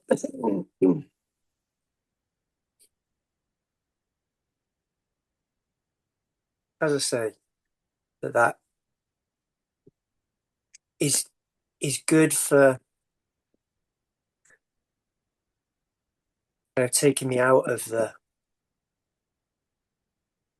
resistance. Um,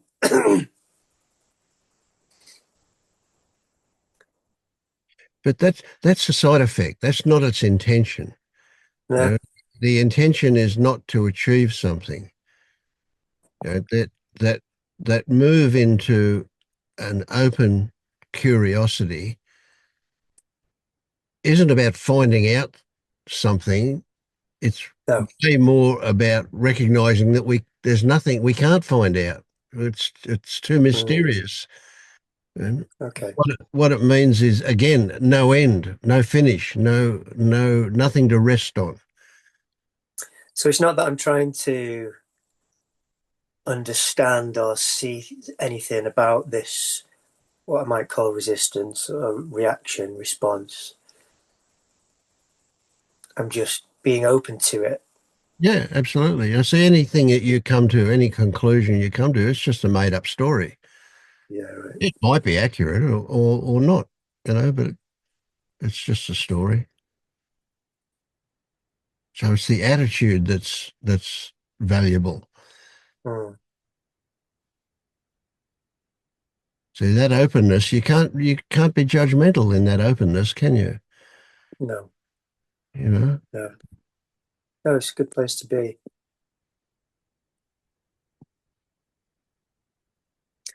I think what I'm imagining is that that's not taking me to being okay with experiencing the difficulty. It's taking me out of the difficulty. Mm. Well, if that happens, they'll come back. Don't you worry.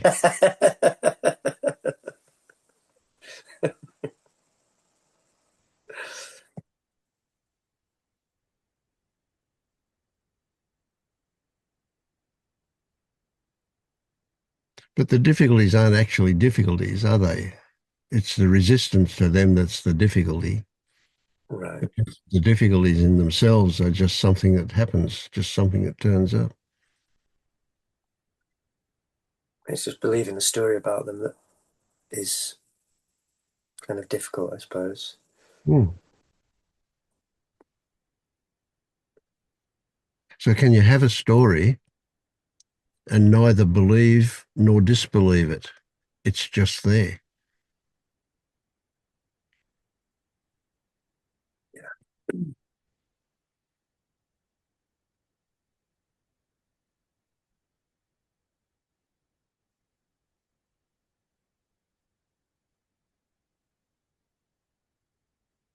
Well, I think that's what, I was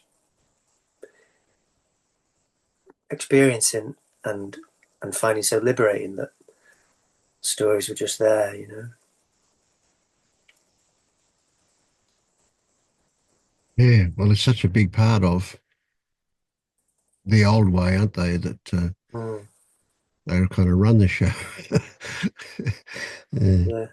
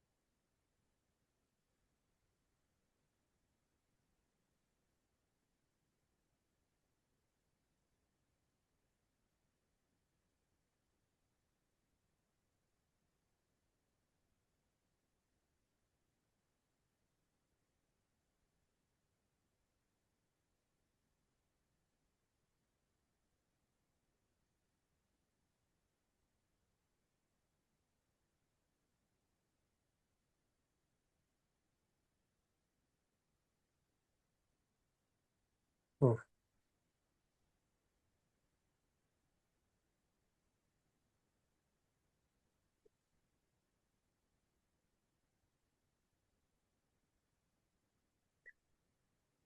I'm noticing that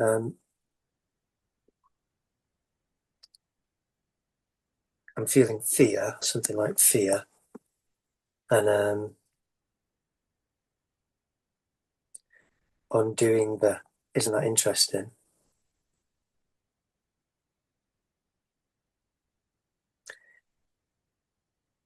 It feels like such a familiar point on my spiraling journey of like I've been to this place so many times it seems of oh here's fear, I'm scared, there's and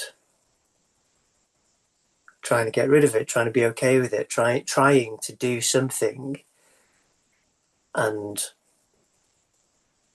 then eventually getting to the point of well it's just all right anyway, I don't need to do anything with it. It's Mm.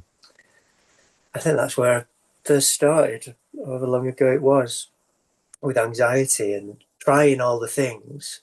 And it was only when I stopped trying to anything with it, and Mm. I keep coming back to this.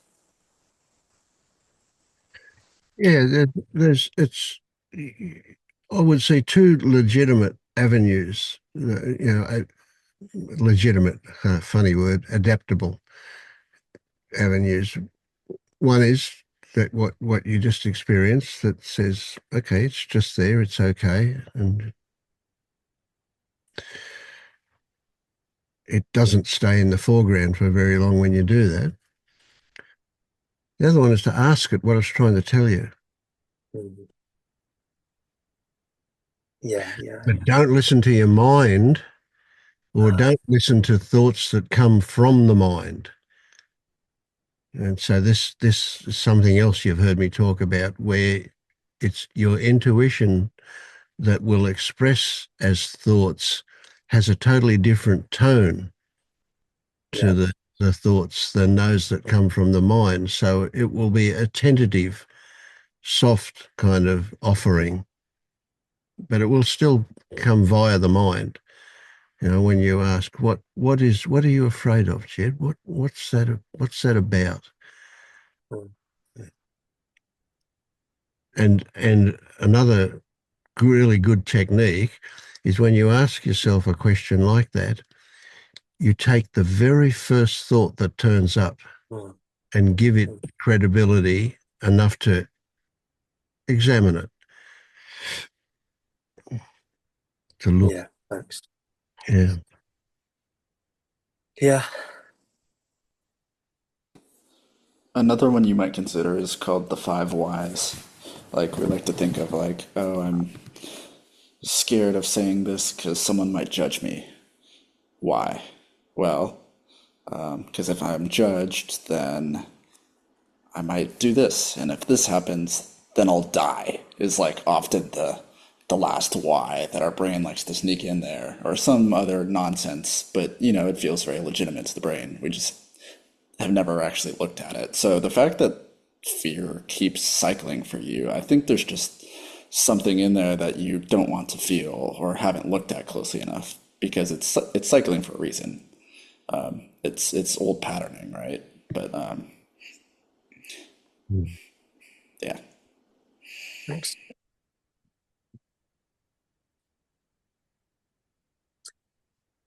Yeah. I mean, I have a lovely process that I do when I remember. Usually when Vince reminds me to try something like that, an investigation, and yeah, there's one or two themes that always seem to come back up, and I'll have another bit of another cry about it, and it's okay, and then might come back again a month or two later, or another version of it, or a slightly different angle on it. Yeah. And if it comes back, I would imagine that it's not the same thing that's come back. It's No, it's it's different another, layer. yeah, another Yeah. layer. Yeah.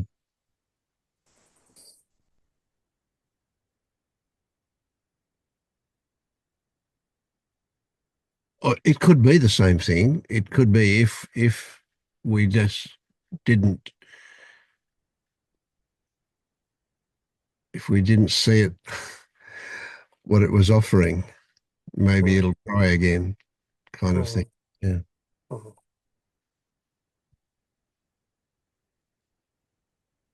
And the irony is that those fears uh, are pretty baseless for our current Mm. circumstances. They were legitimate once, but probably not any longer. Yeah. I'm also curious to if you've tried non. No, I guess you've said you've tried a bunch of stuff. My I guess my question is sometimes when I fall into this trap when I do a lot of inquiry, it's because I'm avoiding something else.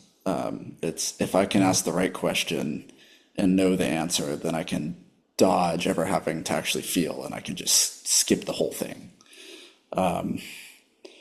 So I'm not saying that's happening to you, but I am curious if it is. Like if there's a deeper emotion that you don't want to look at. Yeah, it's a good Mm. point. Yeah. I mean, maybe not exactly what you're saying, um, but what popped up when you started talking then was,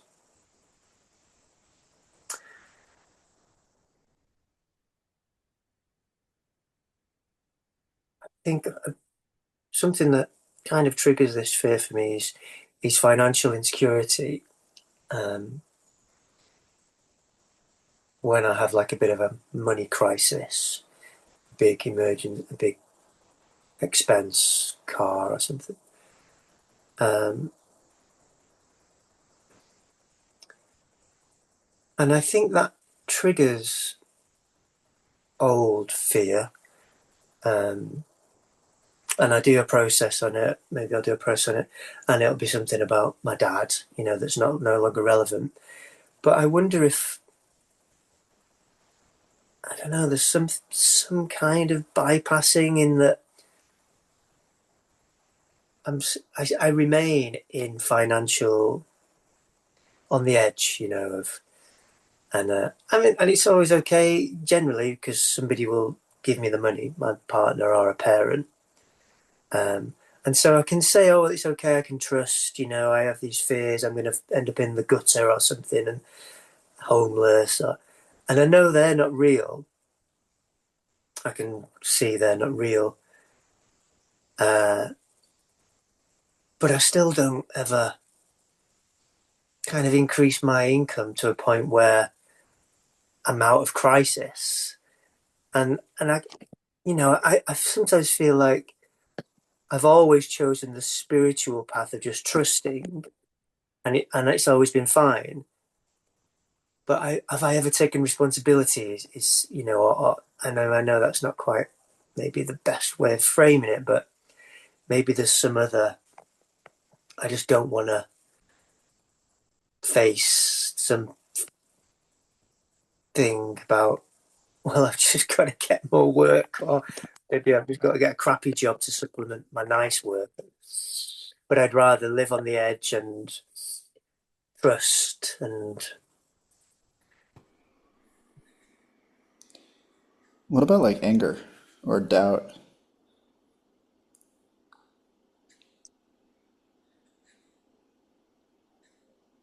uh, Just the call it a hunch. I could be completely wrong. I mean, I think, yeah. Or shame. I mean, they're all in there somewhere, aren't they? And I think, um, I think they all come up, or they're in there, or however you want to say it. Old versions of them that get triggered or come up in some way. I wonder if you,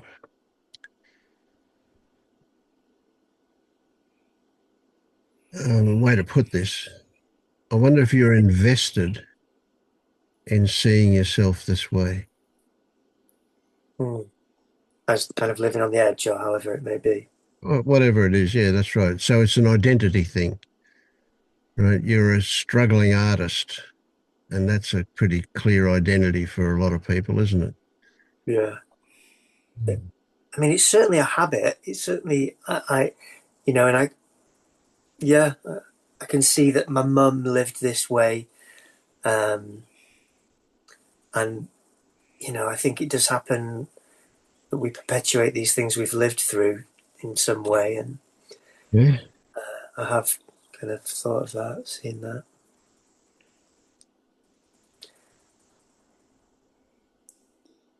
And in a way, I was at my happiest when I was kind of 5 years on the road, backpacking, living on the edge.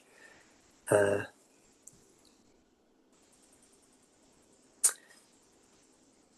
yeah, but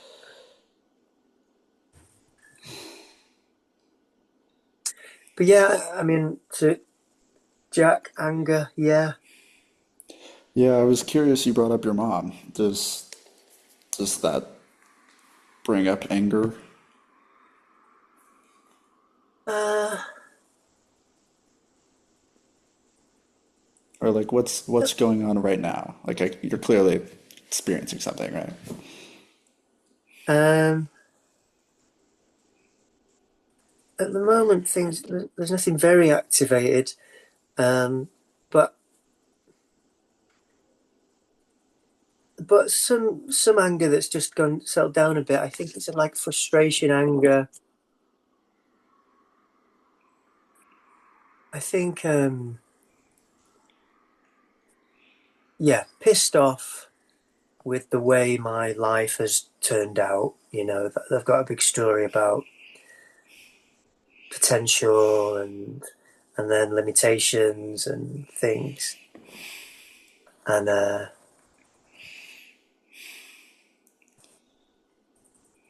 yeah, whenever I look at, I mean, I don't do it anymore, but occasionally I went to like a really fancy school, and all my peers are, supreme successful in traditional ways, and even in non-traditional ways. Like I've got a mate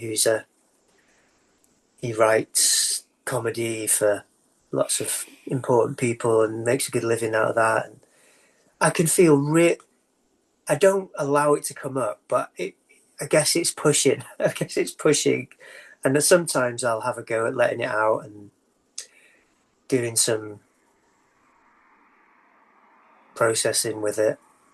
I think that's what's going on, and the finances is like an angle of that. Like, why the fuck have I not, you know, got a better life in these ways? Does it feel like there could be some self-sabotage there with the finances maybe? Which is kind of almost perpetuating anger in some sense? Yeah, maybe. I Yeah. could be completely off there. I'm sorry. No, I think that could be a reasonable interpretation of things. Um, yeah, like I spend a lot of my day doing yoga, coming to meetings, doing peer-to-peer counseling. I could be earning some money, but it's like working on the feelings about not having money Yeah. or working on being okay. Yeah, coming to meetings with things as they are.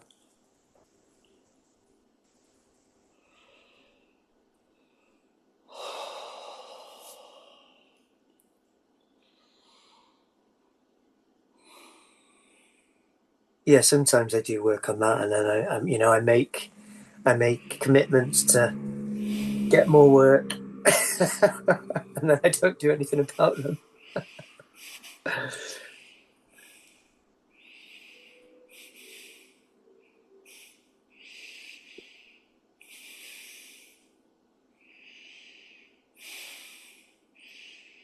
And then basically whatever work I do, generally, I love it, and I'll come out of it and think, God, I'd much rather be doing this every day than having days where I'm not. But it just doesn't seem to, the action doesn't manifest. Occasionally it does, and I'll do a bit of a push to get some more work, and it is just gradually creeping forwards, growing.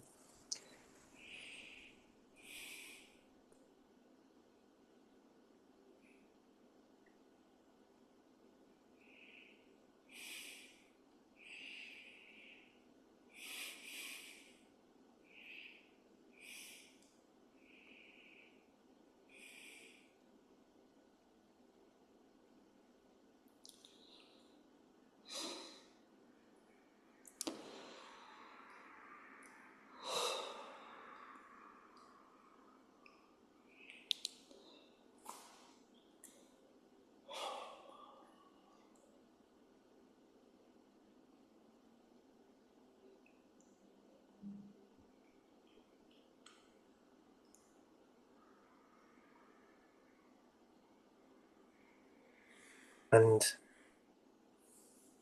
kind of whenever I examine this stuff, this is where I come to, well, it's okay, it's growing slowly, it's going in the right direction, it's all okay.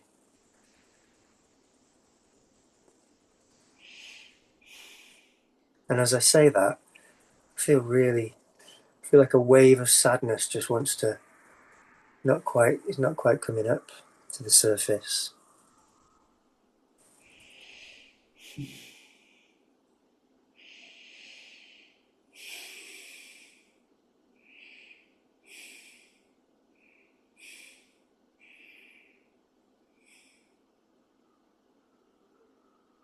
So do you identify as a failure?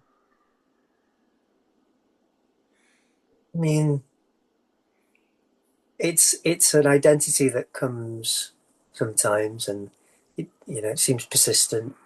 It's a story that has got a big charge for me, Mm. and I kind of,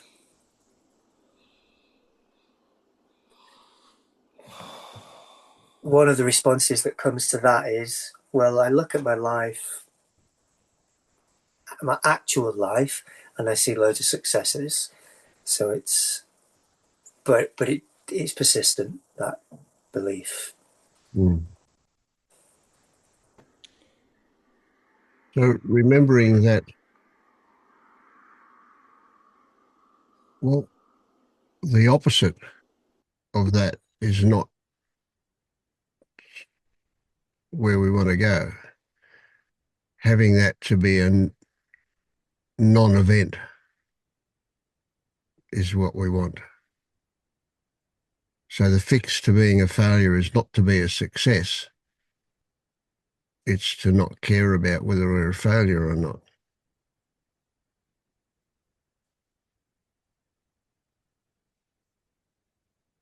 But you can recognize that the idea of failure or success is a convoluted story of comparison and Yeah, imagination.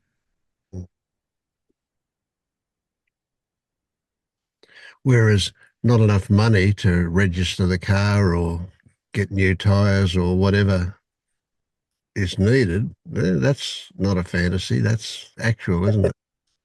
Yeah. yeah.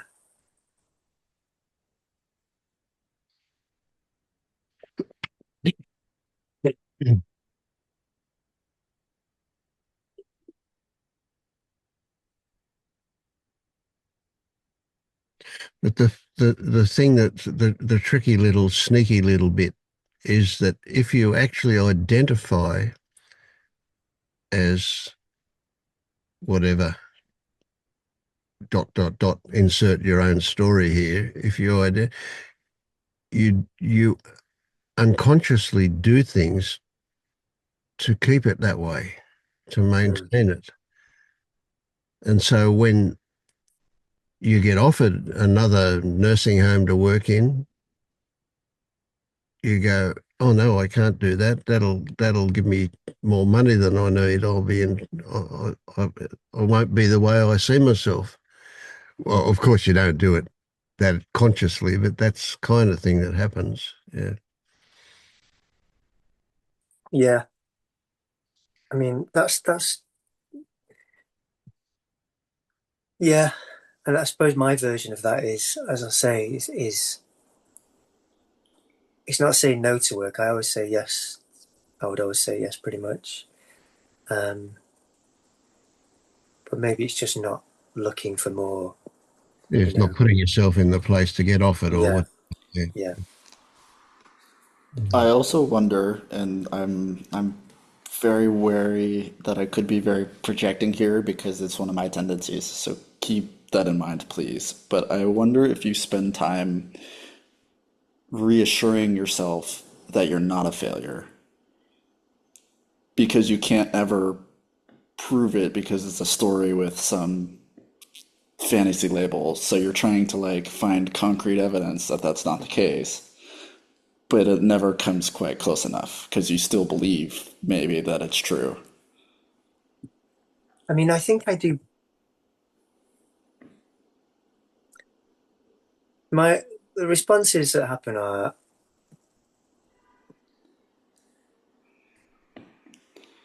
I see it as a story and not engage with it, or try not to engage with it. Um, but there's a strong kind of emotion underneath it of disappointment and sadness and resentment. And so then I'll be with the feelings, or But sometimes is I'll it being do, with the feelings to escape from the feeling of being a failure, or to argue with it in some way? um,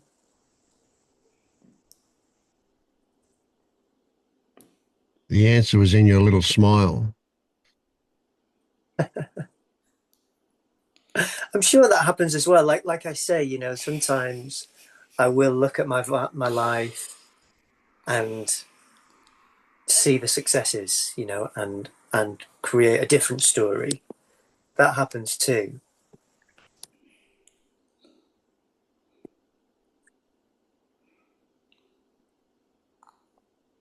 So yeah, I mean, you know, many attempts to be okay with it in different ways. What if you accept that you're not okay with it? And if you can't, then accept that you can't be not okay with. Like, just Yeah, what can you be okay with? yeah, yeah, I like that.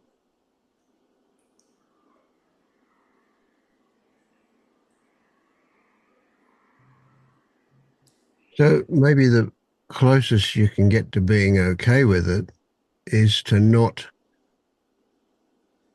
be not okay with it, which doesn't mean you're okay with it. You're just not okay with it.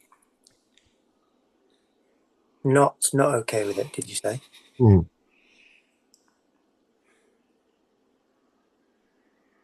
What can you say more? It's a tricky one, How, isn't it? So we're not saying we've got to change not being okay with it into being okay with it. What we're saying is that if we can be okay with not being okay with it, hmm. which is not quite right, not quite what I mean, but closer to it. Yeah, is that kind of similar to what Jack was saying? Right? Yeah, What's yeah, that? exactly what Jack Yeah, was saying. Yeah, I was trying to kind yeah, of expand on that. Yeah. yeah. No, I think that's good thing, good I, way. if I can maybe understand, Vince is saying that you're not trying to go from okay or from not okay to okay. You might just be saying like, okay, can I be slightly off of not okay?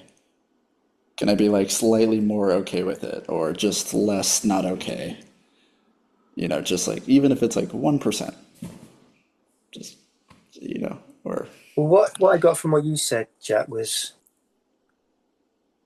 kind of just being with allowing, acknowledging the fact that I'm not okay with with something. Yeah. Yeah. And not with judgment, not with resistance, not with Mm, trying to change it. Just yeah, an acknowledgement. Yeah.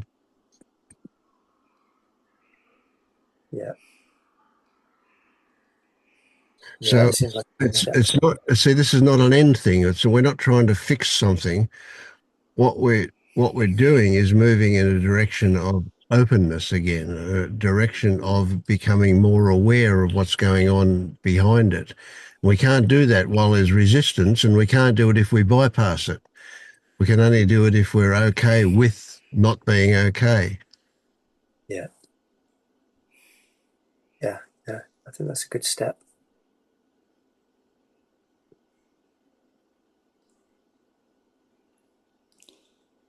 Like, what does it feel like in your body right now to not be okay with being a failure? Or like when you think of being a failure, what does that feel like?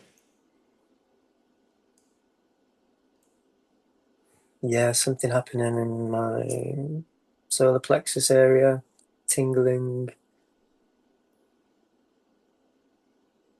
Maybe it's contraction. Feels like a bit of pressure in my chest. How do you know it's in your Something. solar plex? Um,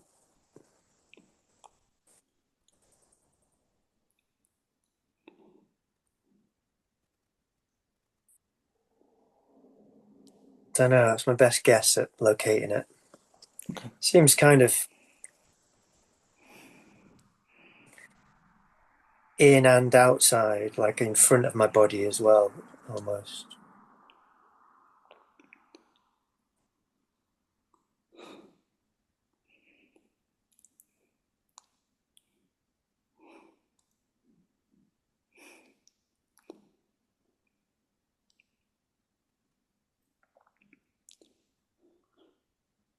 Now, what do you hear in your room?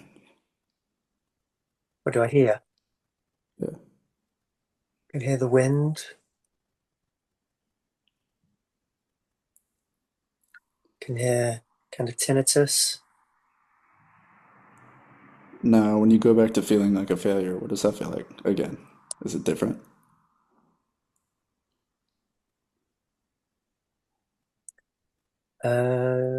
More kind of around my chest and shoulders. Okay. And that's it. Or whatever feels right.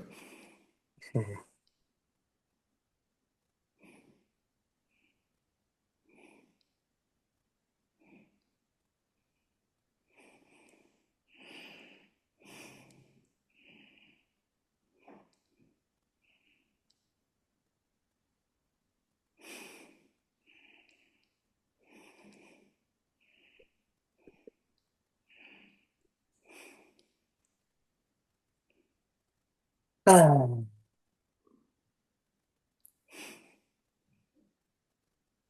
Right, I better go and have some breakfast and practice my Christmas songs for my care home gig today. Thanks, Jed.